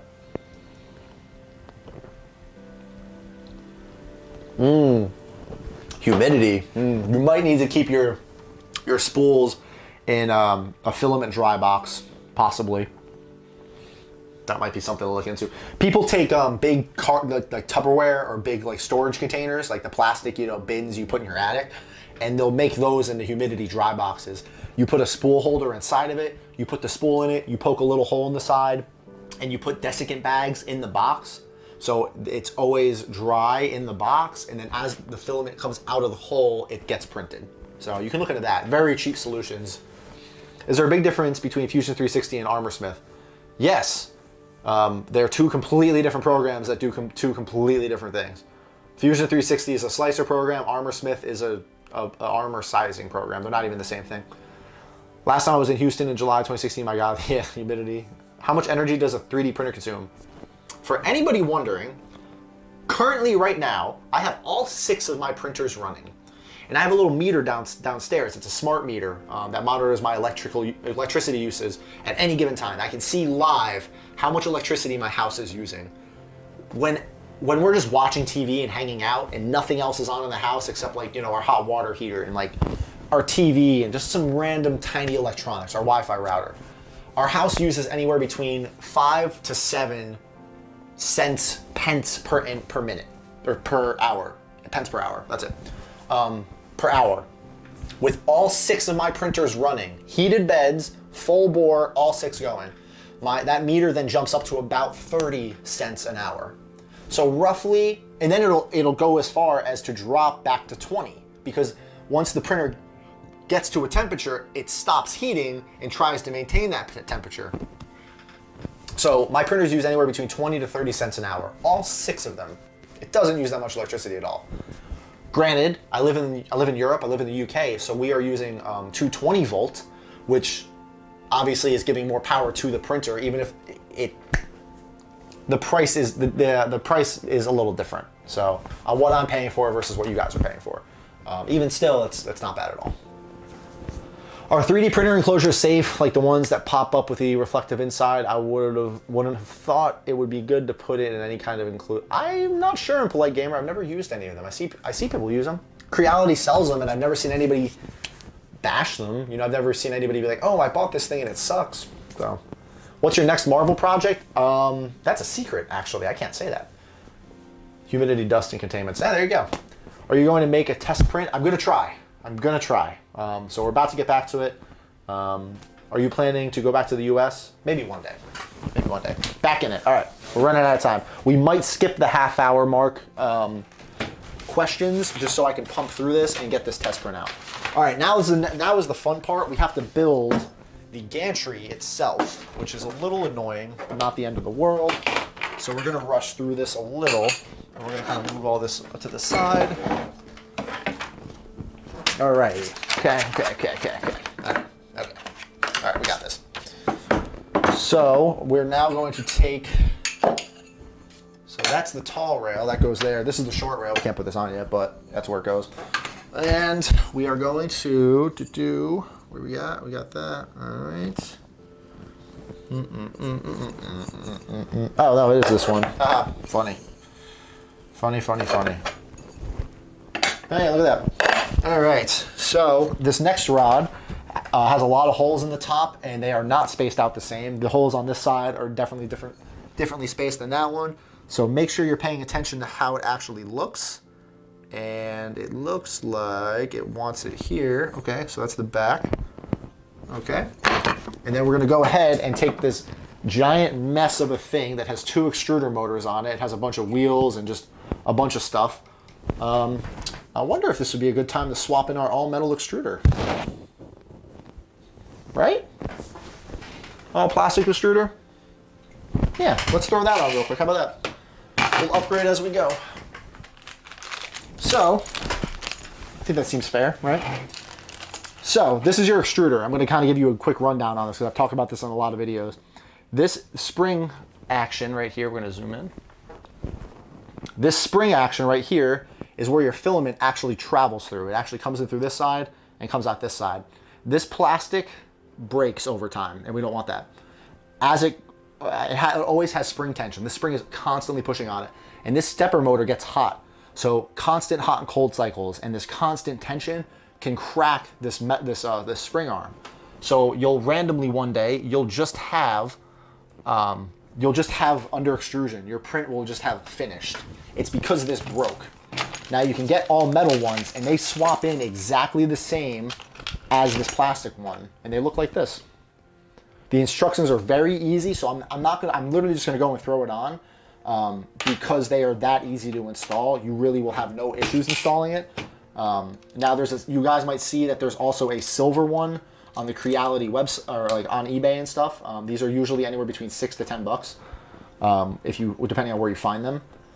And I actually had the silver Creality one, and it gave me some problems, and I'm not sure why. And I swapped it to the red one, and it was too strong. It was actually cutting my filament apart. And I just swapped it for the red one, and I haven't had any issues since. So I thought that was always a weird thing, but what to do? Yes. Oh, I just broke the cardinal rule. I just actually Broke torque with the round side. I'm sorry, guys. I'm a hypocrite. I'm a hypocrite, and you should unsubscribe. So this is one of those reliability upgrades I was talking about. Just it's you could fly this till failure. This isn't a necessity. This isn't something you need to do immediately. The only upgrade I would do immediately is a genuine Capricorn Bowden tube, because if that goes bad in the wrong way, it can really make your life kind of annoying for a little bit, because you'll have a nozzle blowout. You'll have an actual like mess of a time because your tube backed out of your hot end, and you don't want that. So I would definitely recommend at least swapping out that white ptfe tubing, and we're going to talk about that, so don't worry. We are going to go over that, I promise you. But the all metal extruder, you can fly till failure. All that'll happen is one day your print just won't finish, and you'll be like, what happened? So it's really not the end of the world, but funny, I'm about to put a new extruder on right now. I changed it because I saw the filament physically wear. Yes, and yes, it can also, that is also true. It can also wear it down. I forgot about that because I haven't had a plastic extruder on any of my printers in over a year. Like, I don't use them anymore. It's not a matter of if, it's when. They will break. You can, that is a 100% guarantee. They will break. But it's not the end of the world. You will find love one day. Like, the world continues to spin. You'll be right.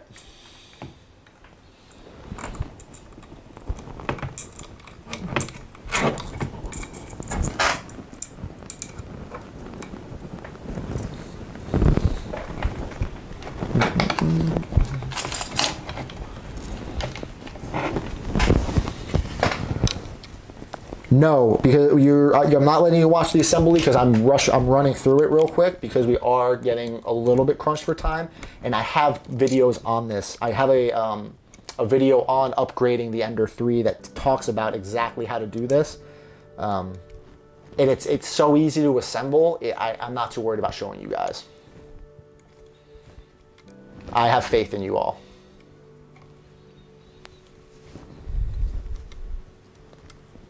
And I'm just snugging it down now.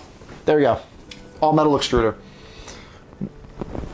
Isn't that nice? So, the one problem I do see people have is they'll put on an all metal extruder, and then sometimes the filament will start to break. It'll start to shear. Put the old spring back on. The spring that comes with the printer is a little bit softer than the one that comes with the extruder, the new one. Just swap the spring out if you're having that problem. It's not the end of the world. Also, and this one didn't come with it, so let me see if I can. This is a fantastic time.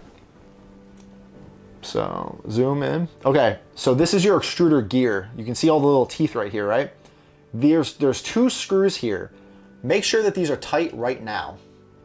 And right at the top here, and you can just barely see it, there is a flat spot right there. One of those screws needs to be against that flat spot. A very common reason for failed prints is this extruder gear will come loose and it'll fall down. And if it falls down, you no longer have that spring tension pulling the filament through. So if you just have a random print that just didn't finish, like it just stopped printing, you're like, what happened? Check to make sure that didn't fall down. I've had that happen before. I actually had one of the screws come out. So this is the all metal extruder, and it's ready to go. And this is probably the easiest way to put this damn thing on. And your Bowden coupler right here. This doesn't need to be Hulk tight. I honestly have a few of mine hand tight, and they're just fine. This way, if I'm ever having trouble getting filament through, I can just unscrew it by hand and fix the problem, and it works just fine. So we're gonna continue, and we're gonna go ahead and throw this on. Yeah, cool. All right, so we have the extruder sitting here, and then we're gonna have this, and then we're gonna move this over through here. What are we doing? What's going on here?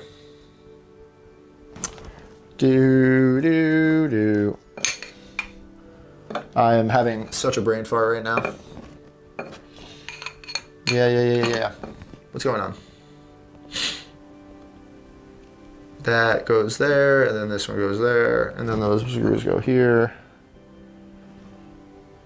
Why am I having like a spasm right now?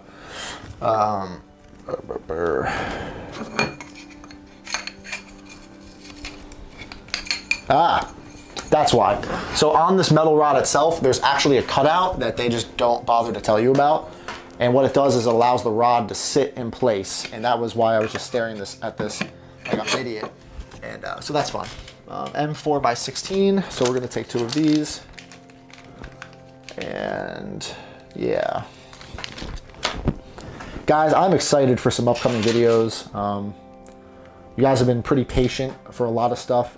Star Boost videos and just a lot of other cool stuff coming out. I'm making some cool changes and upgrades to the Mark 85 that I'm excited about. And just, I love the way the channel's going, and I can't thank you guys enough. And I hope it's still providing what you guys want and what you guys are here for. I like to think I'm receptive to all of you guys and I listen. So.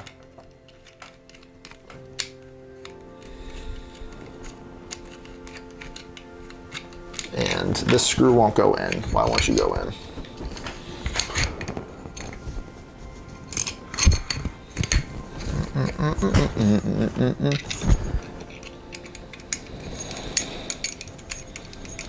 There we go. So this is kind of weird. What you have to do is you actually have to put the Allen key through the part itself and then actually screw in the screw through it. So it's a little tricky to get it in there, but you guys will be all right. Does someone have a Sunlu S8? I am really thinking of getting one. Well, you should wait like 1 week or less before you pull the trigger on that, because I just built one and did a review video on it. Are you excited for the new MCU movies? I'm excited for the new Doctor Strange. Honestly, that might be the one I'm most excited for. Yep. I probably should have been paying better attention. Oh yeah, Kelly, because you have an Ender-3 you haven't built yet. Big shout out to my patrons. We just hit 30 patrons, which means we're going to be doing a very special patron-only giveaway. So thank you to all of you guys for making that happen. You guys make all of this so much easier and affordable. So thank you guys. It's like really awesome. We just had our 30th one. And Ivan, I believe his name is Ivan. So welcome Ivan, and thank you. So this is on. It's this big billy club looking thing. Haha. And now what we're gonna do is we're gonna kind of rotate it around like that. And we're going to slide on our hot end. And we need to be careful on how actually we put the hot end on, because what it's gonna wanna do, it's gonna wrap around the printer like this. You see? It wraps around. And cool. So it sits here. So positioning looks all right. It sits right here. It's behind the Z rod right here, and it's gonna go here. So we can use that as kind of a frame of reference, and then we're gonna slide this on, because that's exactly how this is gonna sit. And then this is gonna go on here, but in a second. Because now what we need to do is attach this thing. Is it patron only or MVP only? I'm not sure yet. I think I might make this one just patron only, but then do something inclusive with the MVPs. Could you possibly sum up if it's worth buying? It's on sale, and I kind of want to know if it's good. Yes, I can. Honestly, if you can,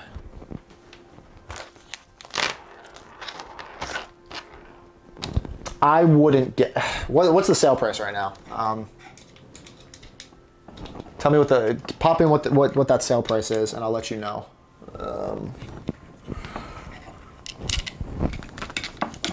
I have mixed feelings about it. Not because it's not a Creality, but I did notice some things about it when I was building it that I wasn't the biggest fan of.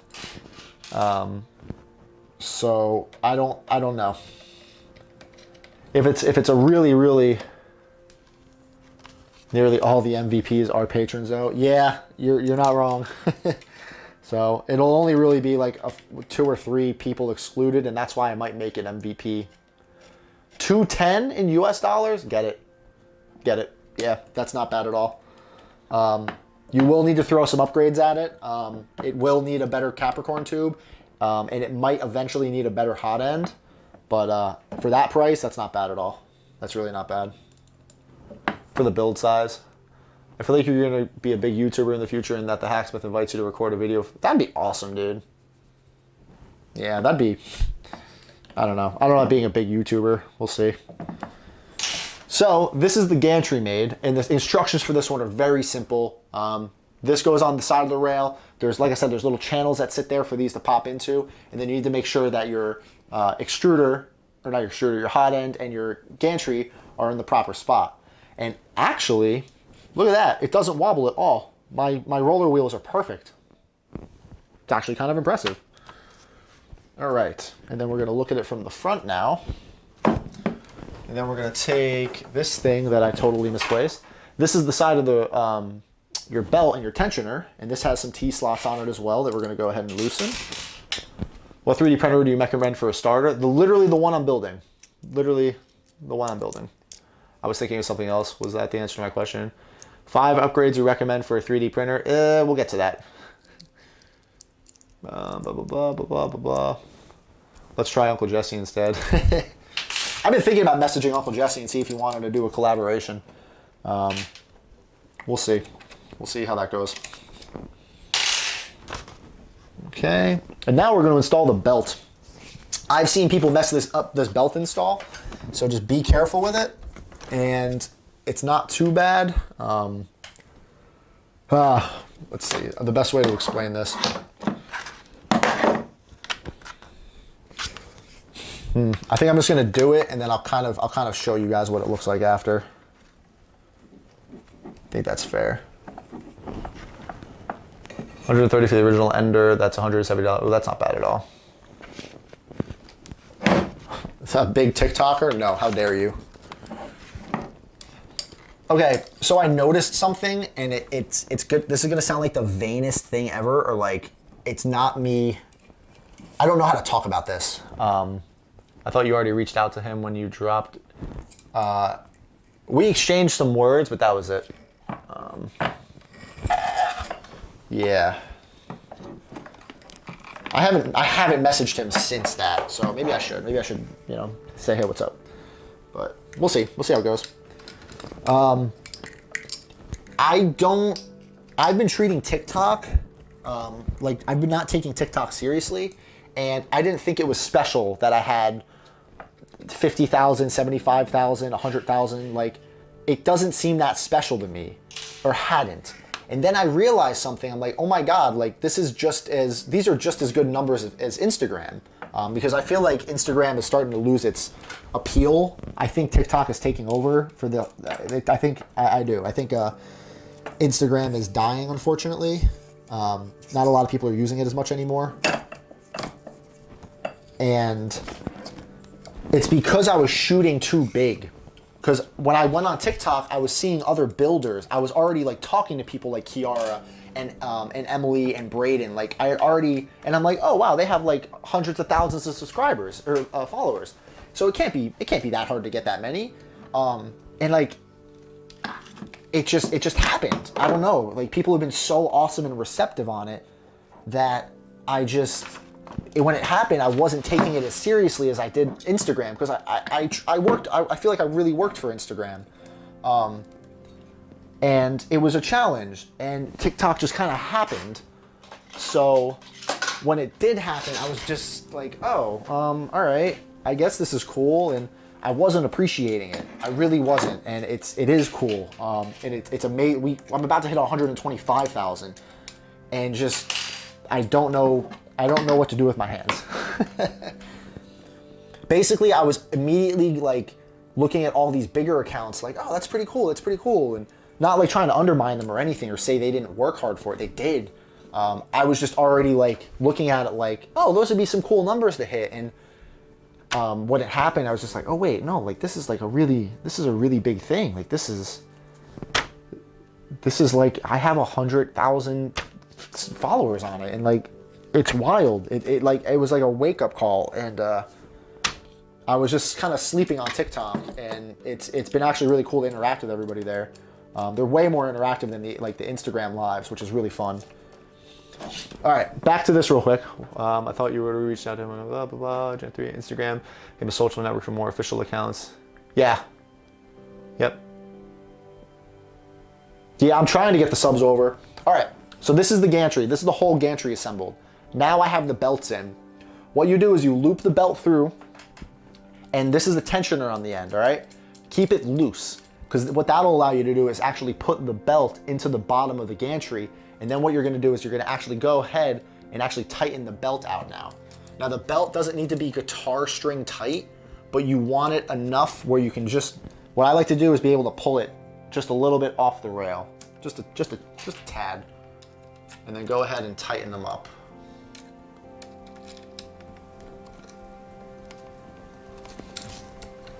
So that didn't catch.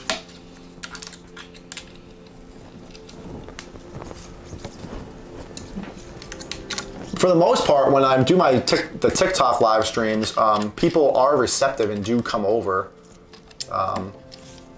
What I have noticed though on TikTok is, man, people don't watch, like, they'll ask a question. They'd rather type a comment in and ask a question than ever go and watch another one of your videos, because that just seems quicker, I guess. Like, can you wear the suit? Do you have a YouTube? You should make this other thing that's literally your next video. Like, they don't do the research at all. It's really funny. That's more than Instagram. I think Instagram, people see a cool picture and they'll go and then they'll stalk your account to see what else you have. Where TikTok, nah, man, they ask the question without even clicking on your profile. You know, if you get TikTok to pay you, you will appear less in recommended.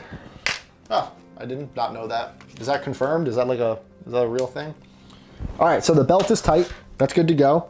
And now we're literally just gonna go and throw it on the printer like this.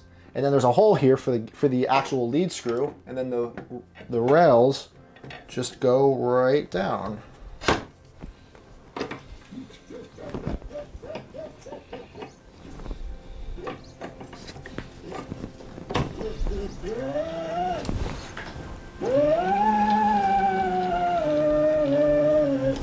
It's on. And my wire's in the wrong spot. I gotta take that back off. We're gonna unplug this though. No biggie. I think we're gonna be, worst things have happened. I think we're gonna be okay. We're gonna be okay. Alrighty. There we go. And that's in. That's in.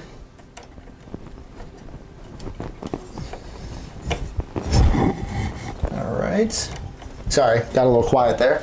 Making sure this is all good. Almost done, and we can almost ready to level and turn this on for the first time, which is getting really exciting. All right. I always recommend the Ender-3 for the start printer, and is it weird to see how they drop into your live streams and ask the same question? Yeah, it's very weird. Yeah, if so, TikTok doesn't pay you that much. Yeah, they don't. That makes sense. I mean, they don't pay me anywhere. Where are you in the UK? I live near Cambridge. Okay, cool, so that's down, and they are, don't tighten these screws, don't tighten those screws. That's a cool thing. And now we're gonna go and throw our top rail on, and we're gonna put these little end stops in the sides because they're just decorative and, you know, they're for funsies. So that's cool too.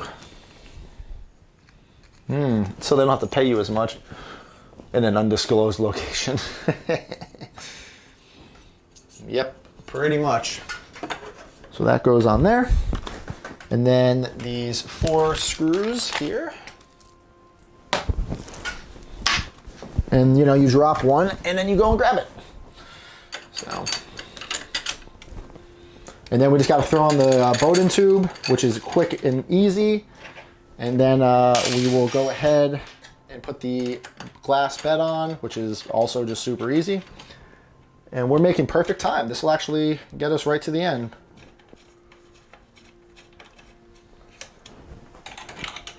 Shame Creality doesn't include gummy bears like Prusa does. They include gummy bears? Really? Why? That's really funny. You can see my microphone. Oh.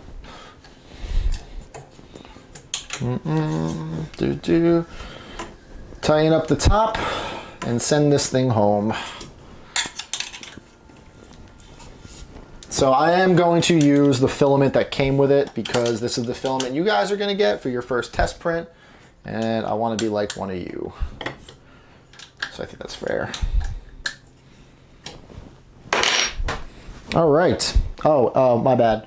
The spool holder. So I need those and these, right? Yeah. Cool. So you're gonna have 2 T-slots left, and you're gonna have 2 bolts left, and these are for the filament holder on the top. So it's very easy to assemble this, and you're going to build this up. That's what it looks like. You put the little T-slots on the end there, and they'll just lock in there, slide them all the way over.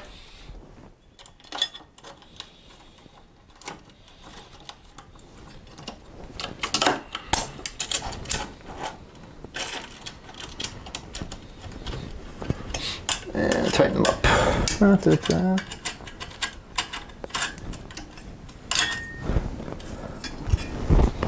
Oh, that was it. I never actually talked to Uncle Jesse about a collaboration. I remember that. I just thanked him, and that was pretty much it.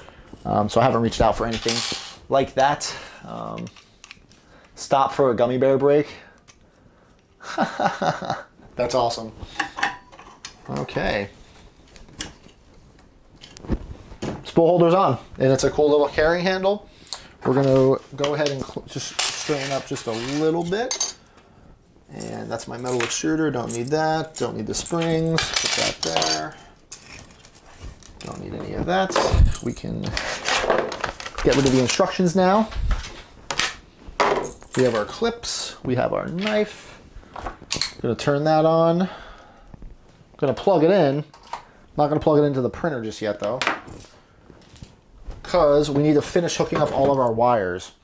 Now there's a couple wires here coming out the bottom. So we hooked up our power supply wire down here. It's a very, very simple. Let me see if I can move closer. Give you guys a better view of everything. So we have our power supply wire right here. And then you're gonna have a big bundle of wires right here. And they're all labeled. You have E, you have X, and you have Y. So E is for your extruder. That's what has the arm on it, okay? So that one's gonna go there, and you can run this kind of however you want, however you deem best. So that's gonna sit there. I'm a sucker for cable management. So we're gonna go with the long one first, which is our X, which is this sideways one, and this is actually for our sensor, which is kind of a pain to get to, but we'll be all right. You feed it in through the side. This is for our X end stop. What you can do is take one of your Allen keys or like a screwdriver and actually kind of push it in to plug it in. Just be careful not to mess with any of the wires. Okay, so that one's in. You already have some of the, you already have some really good 3D printers. Why'd you get an Ender-3? I heard that you got it on Prime Day, but why? Because, I guess, yeah, you came in after. Because the Ender-3 I have, I has to go back to the 3D printing class that I teach. So this seemed like the easy option. Just get another one. So you can see my gantry moving nice and smooth, right?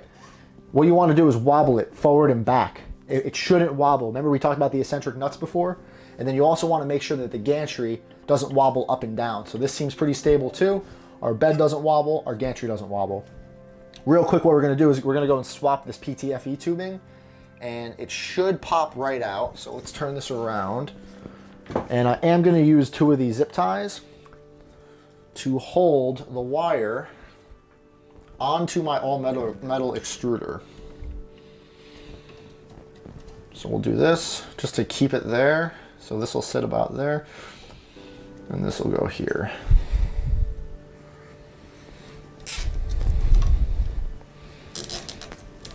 there. A little bit of cable management, just so I can make this easier to move. Yeah. Yep. Cool. I like that. And then, oh wow, we get to use the nice new nippers, flush cutters, and just perfect. These work great on Gundam models, by the way. All right.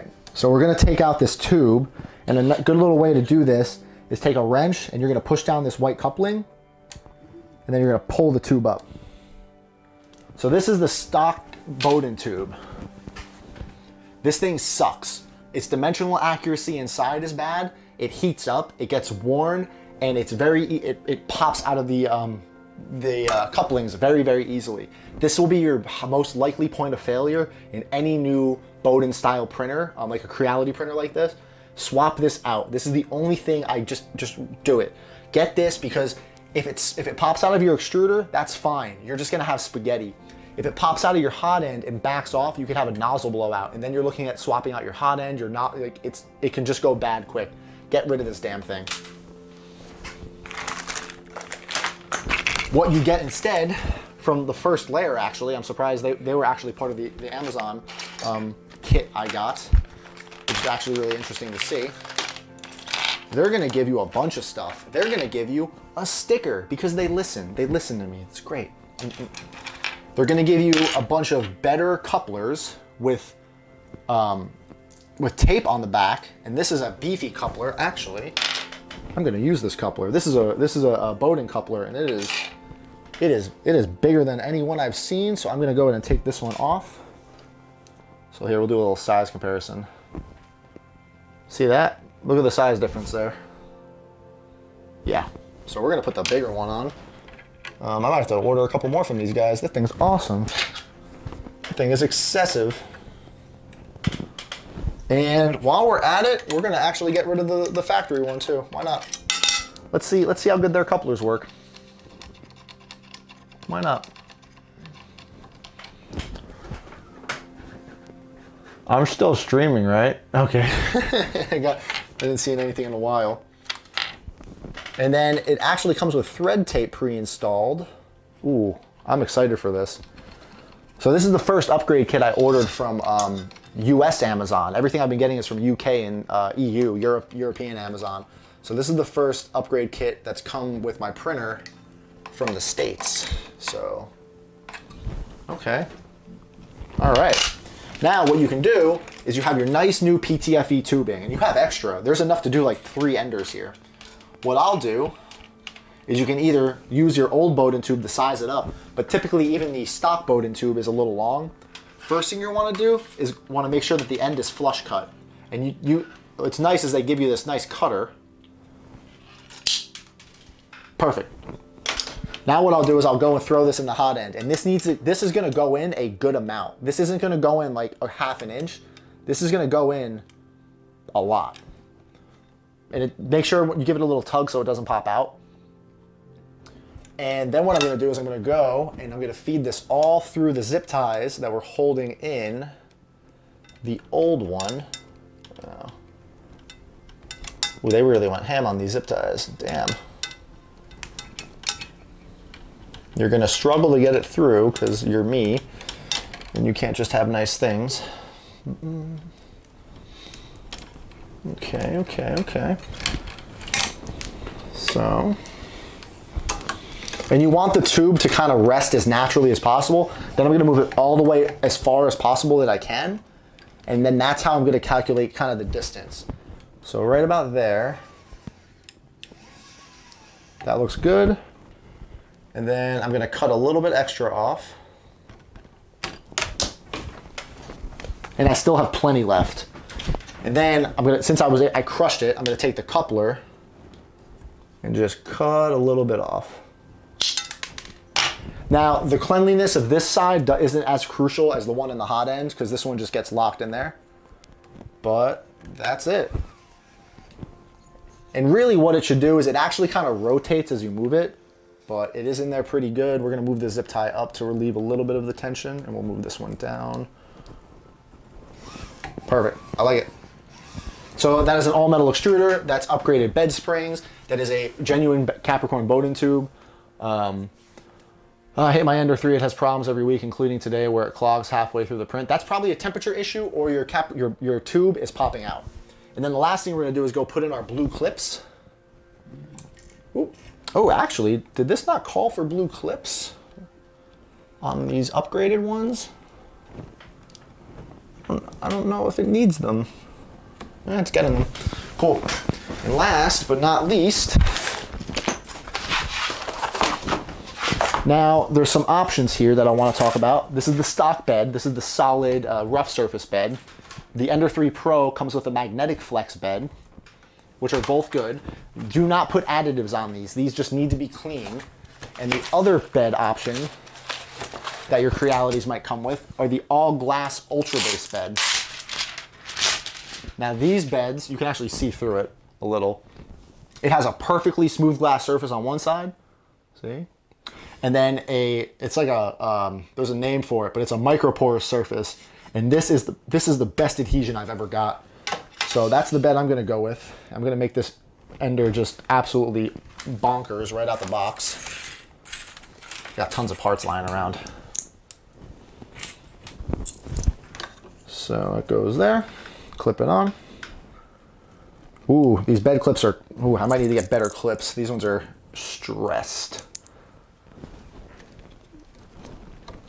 What's not so great on? Glass bed for the win. Not so great on large. I hate, these glass beds are great. I have them on all my printers now. I wish somebody would make it for the CR10 Max and I'd buy it. But, all right, so we're clipped in. That's it. Have a good night, guys. I'm kidding. So, with 15 minutes left, consider upgrading to one of those fancier beds soon. Do it. So, guys, this is it. It's built. I've pushed my bed all the way down. I've made sure my knobs are kind of as tight as possible because I don't want to collide. I don't want the nozzle to collide for the first time. My gantry only moves in the extra axis. It doesn't wobble. My bed doesn't wobble left and right. It moves forward. Everything is nice and squared. Triggers are good. Everything's plugged in. Let's plug it in for the first time and see what we get. Oh boy. And make sure you have your voltages correct. Boop. Ooh, it's so quiet. Not for long. All right. So, it's reading ambient temperature.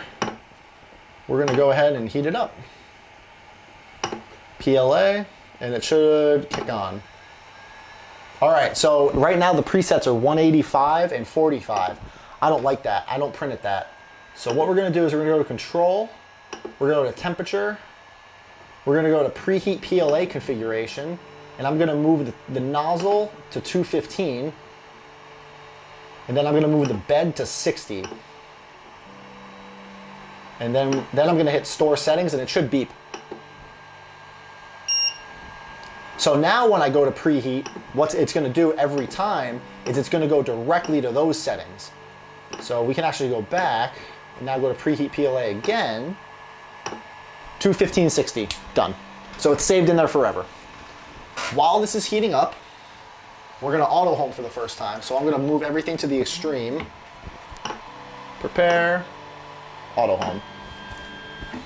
Your X should always move first. If it doesn't, something's hooked up wrong. X, Y. Now I see people do this a lot on the CR10Ss. They'll hook up their Y and their X backwards. A clear way to tell that something went wrong is that your X gantry starts going to the right and it just keeps going. So now I'm gonna keep an eye on this end stop and I'm gonna get a screwdriver, and then if it looks like my nozzle is gonna hit, I'm just gonna hit the Z stop, because what it's gonna do, it's gonna stop it from moving down.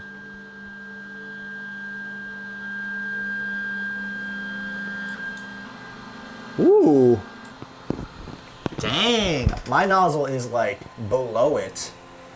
So, I need to pull my bed down even more. Yeah, wow.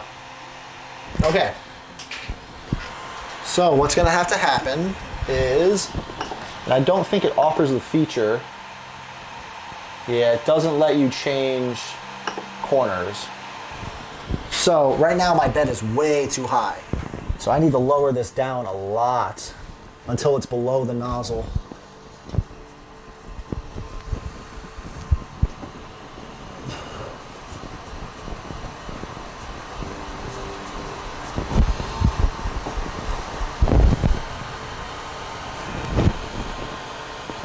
All right, what I actually might do is I'm actually gonna disable the steppers.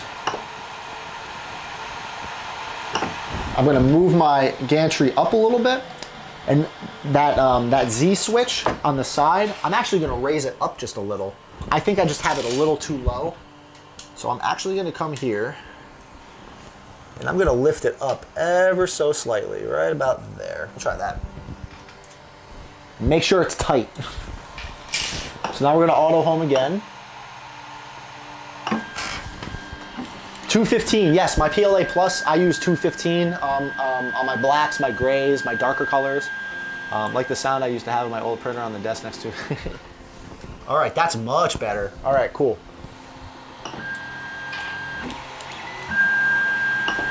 All right, we're gonna lower this again too.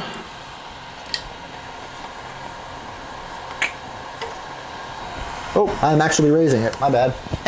Wrong way. Silent boards are great, but that noise, yeah, the silent board for this, I'm excited for it. We'll see how it goes. So my bed is all the way tight. Now this doesn't have a level corners feature, like some printers, like some of the higher end printers do, or the CR10Ss and stuff. So I'm gonna need to manually move everything. So we're gonna move axis, we're gonna move the Y forward a little bit. Usually 30 or 40. And then we're gonna go and move the X. And we're gonna get a sticky note, and we're gonna level this. We're gonna level this bed in like 60 seconds, guys. What I do is I try to get the nozzle above the springs.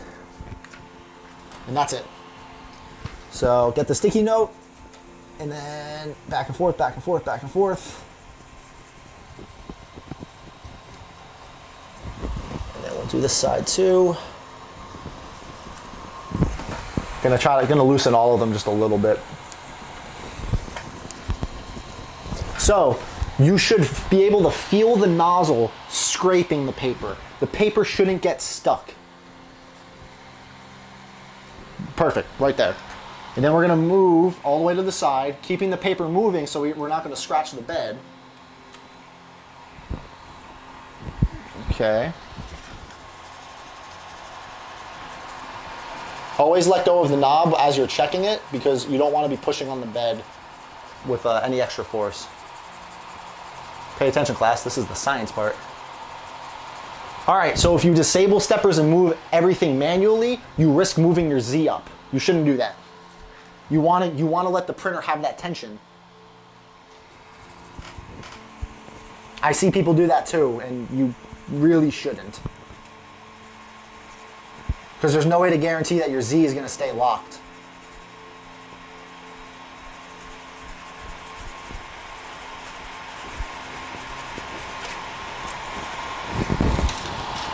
All right.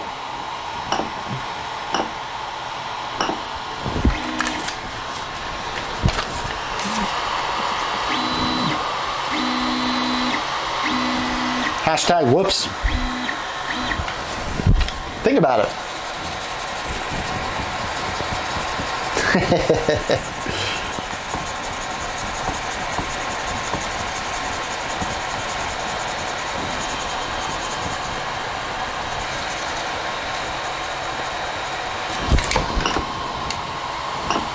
And then we'll do the X. We're almost ready, folks. We'll do that.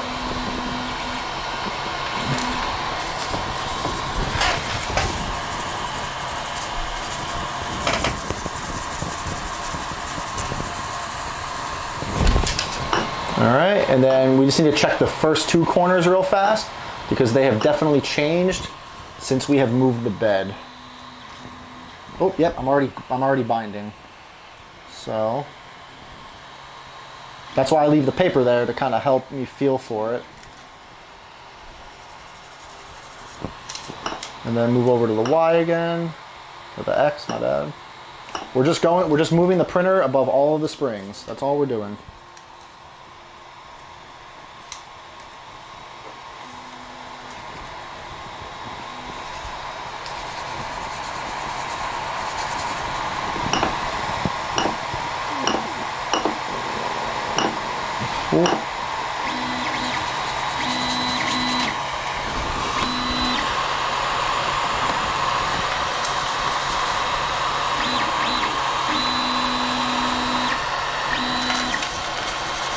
Cool.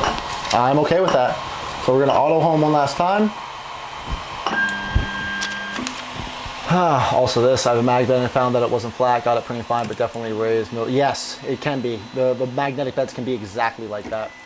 Getting good at Z-hopping during the first purge is good. Yes, yes, that is a great point. Yeah. Glass beds are more level than a stock glass bed. The perfectly clear ones are never level. They're trash. These Ultrabases are much better at that. Guys, we're level. We're level, we're preheated, we're auto-honed, we're tight. Let's print something. So we're gonna stuff in this garbage roll of PLA that I just don't want to use, but hey, we're here. I'd be very surprised if this actually worked, but we'll see. We'll see what happens. This feels so crappy and cheap. Hell, let me put on my spool holder, guys. So, two things I do when I'm ever loading filament. I'll cut a new flush tip at an angle. I'll make like a little blade kind of thing, and then I'll straighten some of it out, and then I'll manually feed it through.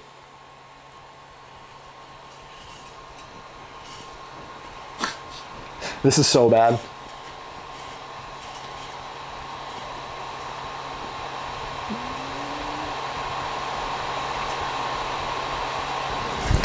So I'm manually.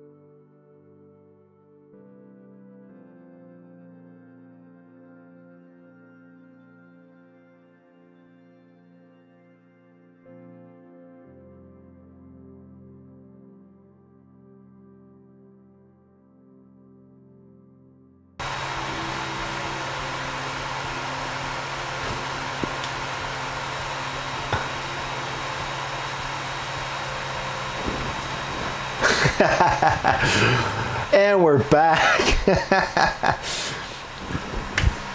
I was so concerned with the new streaming software. I was so concerned with everything. I didn't look at the battery life. So that was Yep. This is heading the live stream fails channel on the Discord. Do it. We back. We back. Okay, cool. Awesome. Picking up. We're getting this. Yeah.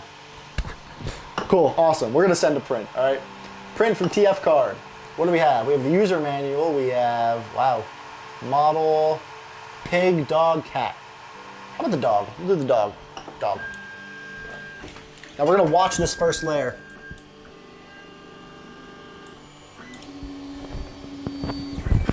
Oh, I was so ready for it to do a prime line, but it didn't. Ugh, it's extruding like dookie.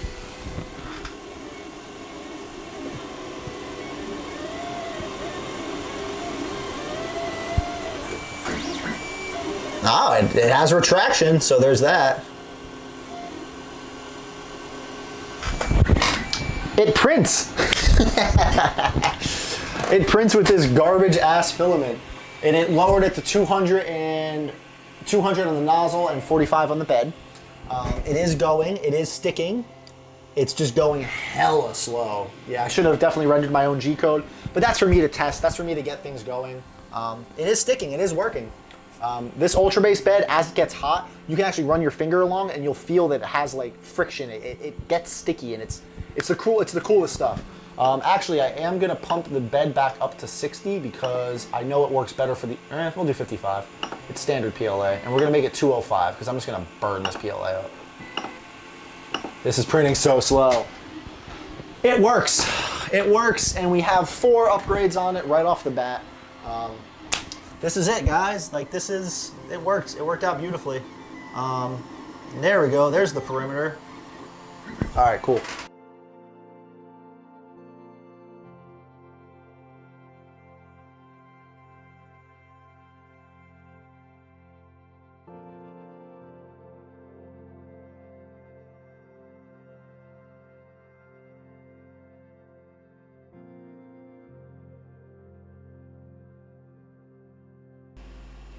Yeah, about that. So, one of those days, you know? And drink. So, yeah, it works. I don't know how much I'm going to dedicate to getting the camera back because we are pretty much done. Exactly 2 hours. Roughly what I was expecting for this to do. This is printing. It is working. It is smooth. So, yeah. This whole next week is dedicated to me troubleshooting this and figuring this out. I think I just need to wipe my computer and reinstall all my drivers and stuff. So we'll see. We'll see how it goes. It's very annoying, and I apologize for it. If it annoys you guys, I promise you it annoys me just as much, if not more. Yeah, it's tough.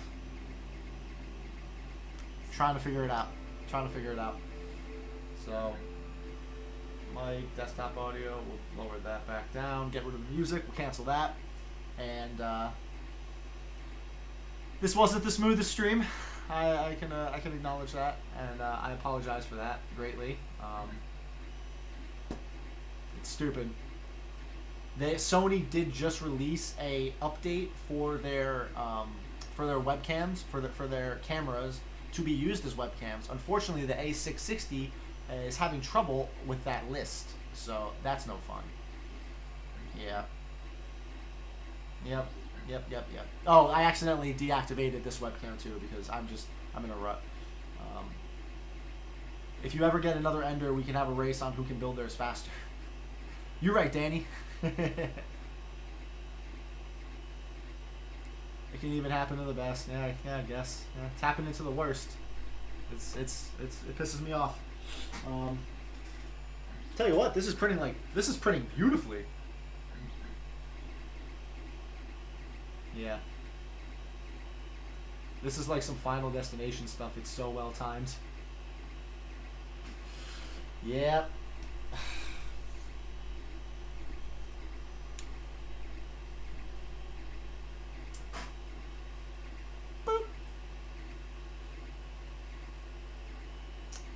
I'd like to get the camera back to say bye. I don't know. I feel like it's better.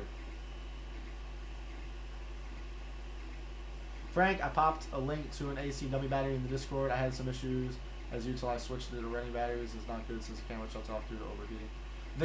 That's the thing though. The camera never shuts off.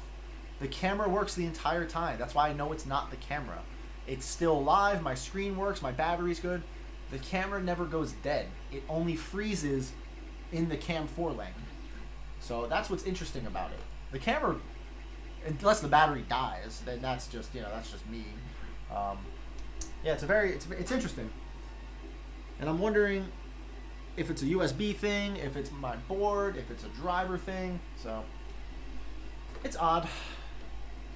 Here you go. Aw. Oh, you even printed a little raft. That's cute. I remember my first raft. So. Oh.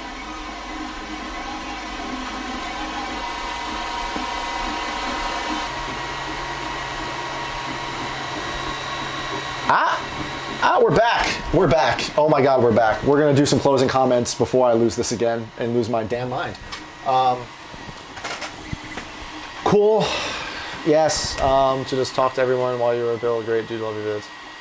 Thank you, Impolite Gamer. You're not that impolite after all. I'm working on it. I'm sorry, guys. It's embarrassing, honestly. This stuff should work better.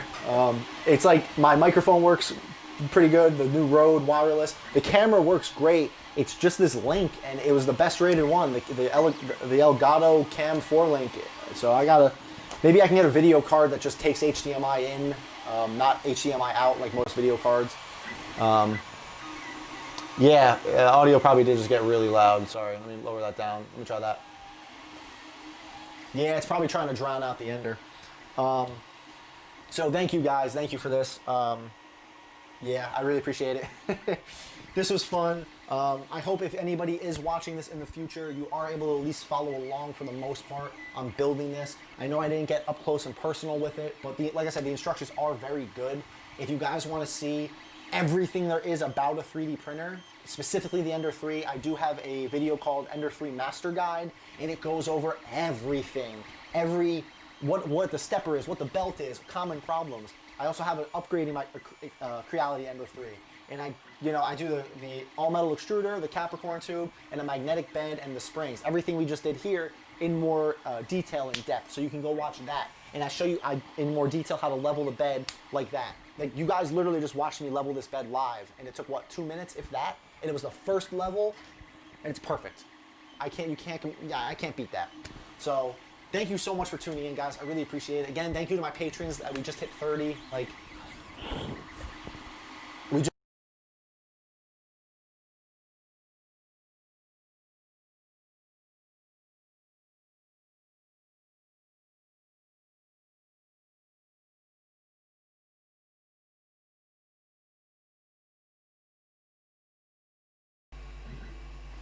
Oh, that couldn't have happened at a better time, huh?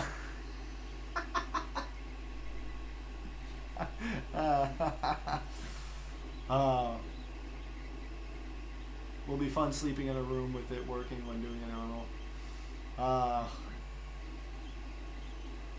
Again.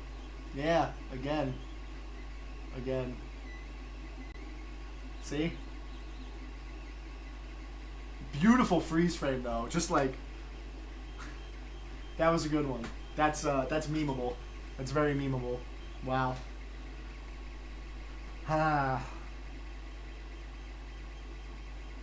Technology.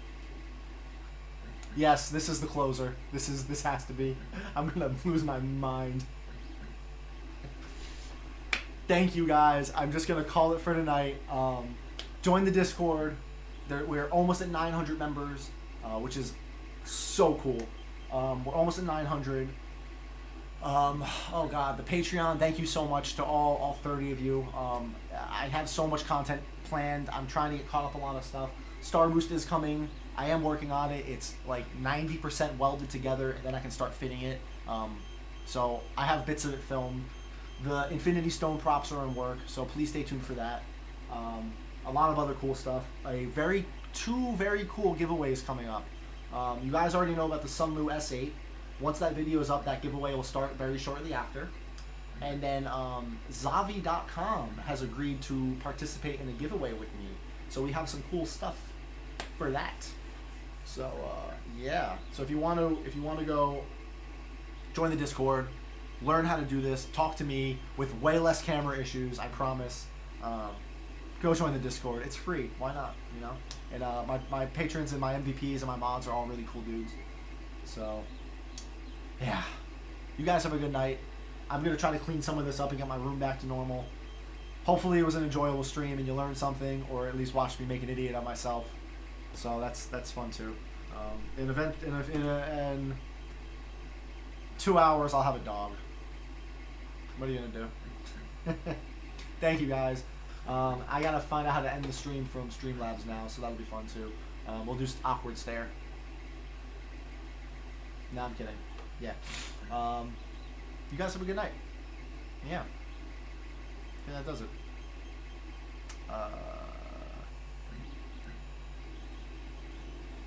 Maybe go to TikTok after this. I might just stream on TikTok as a post stream. Maybe. I don't know. We'll see.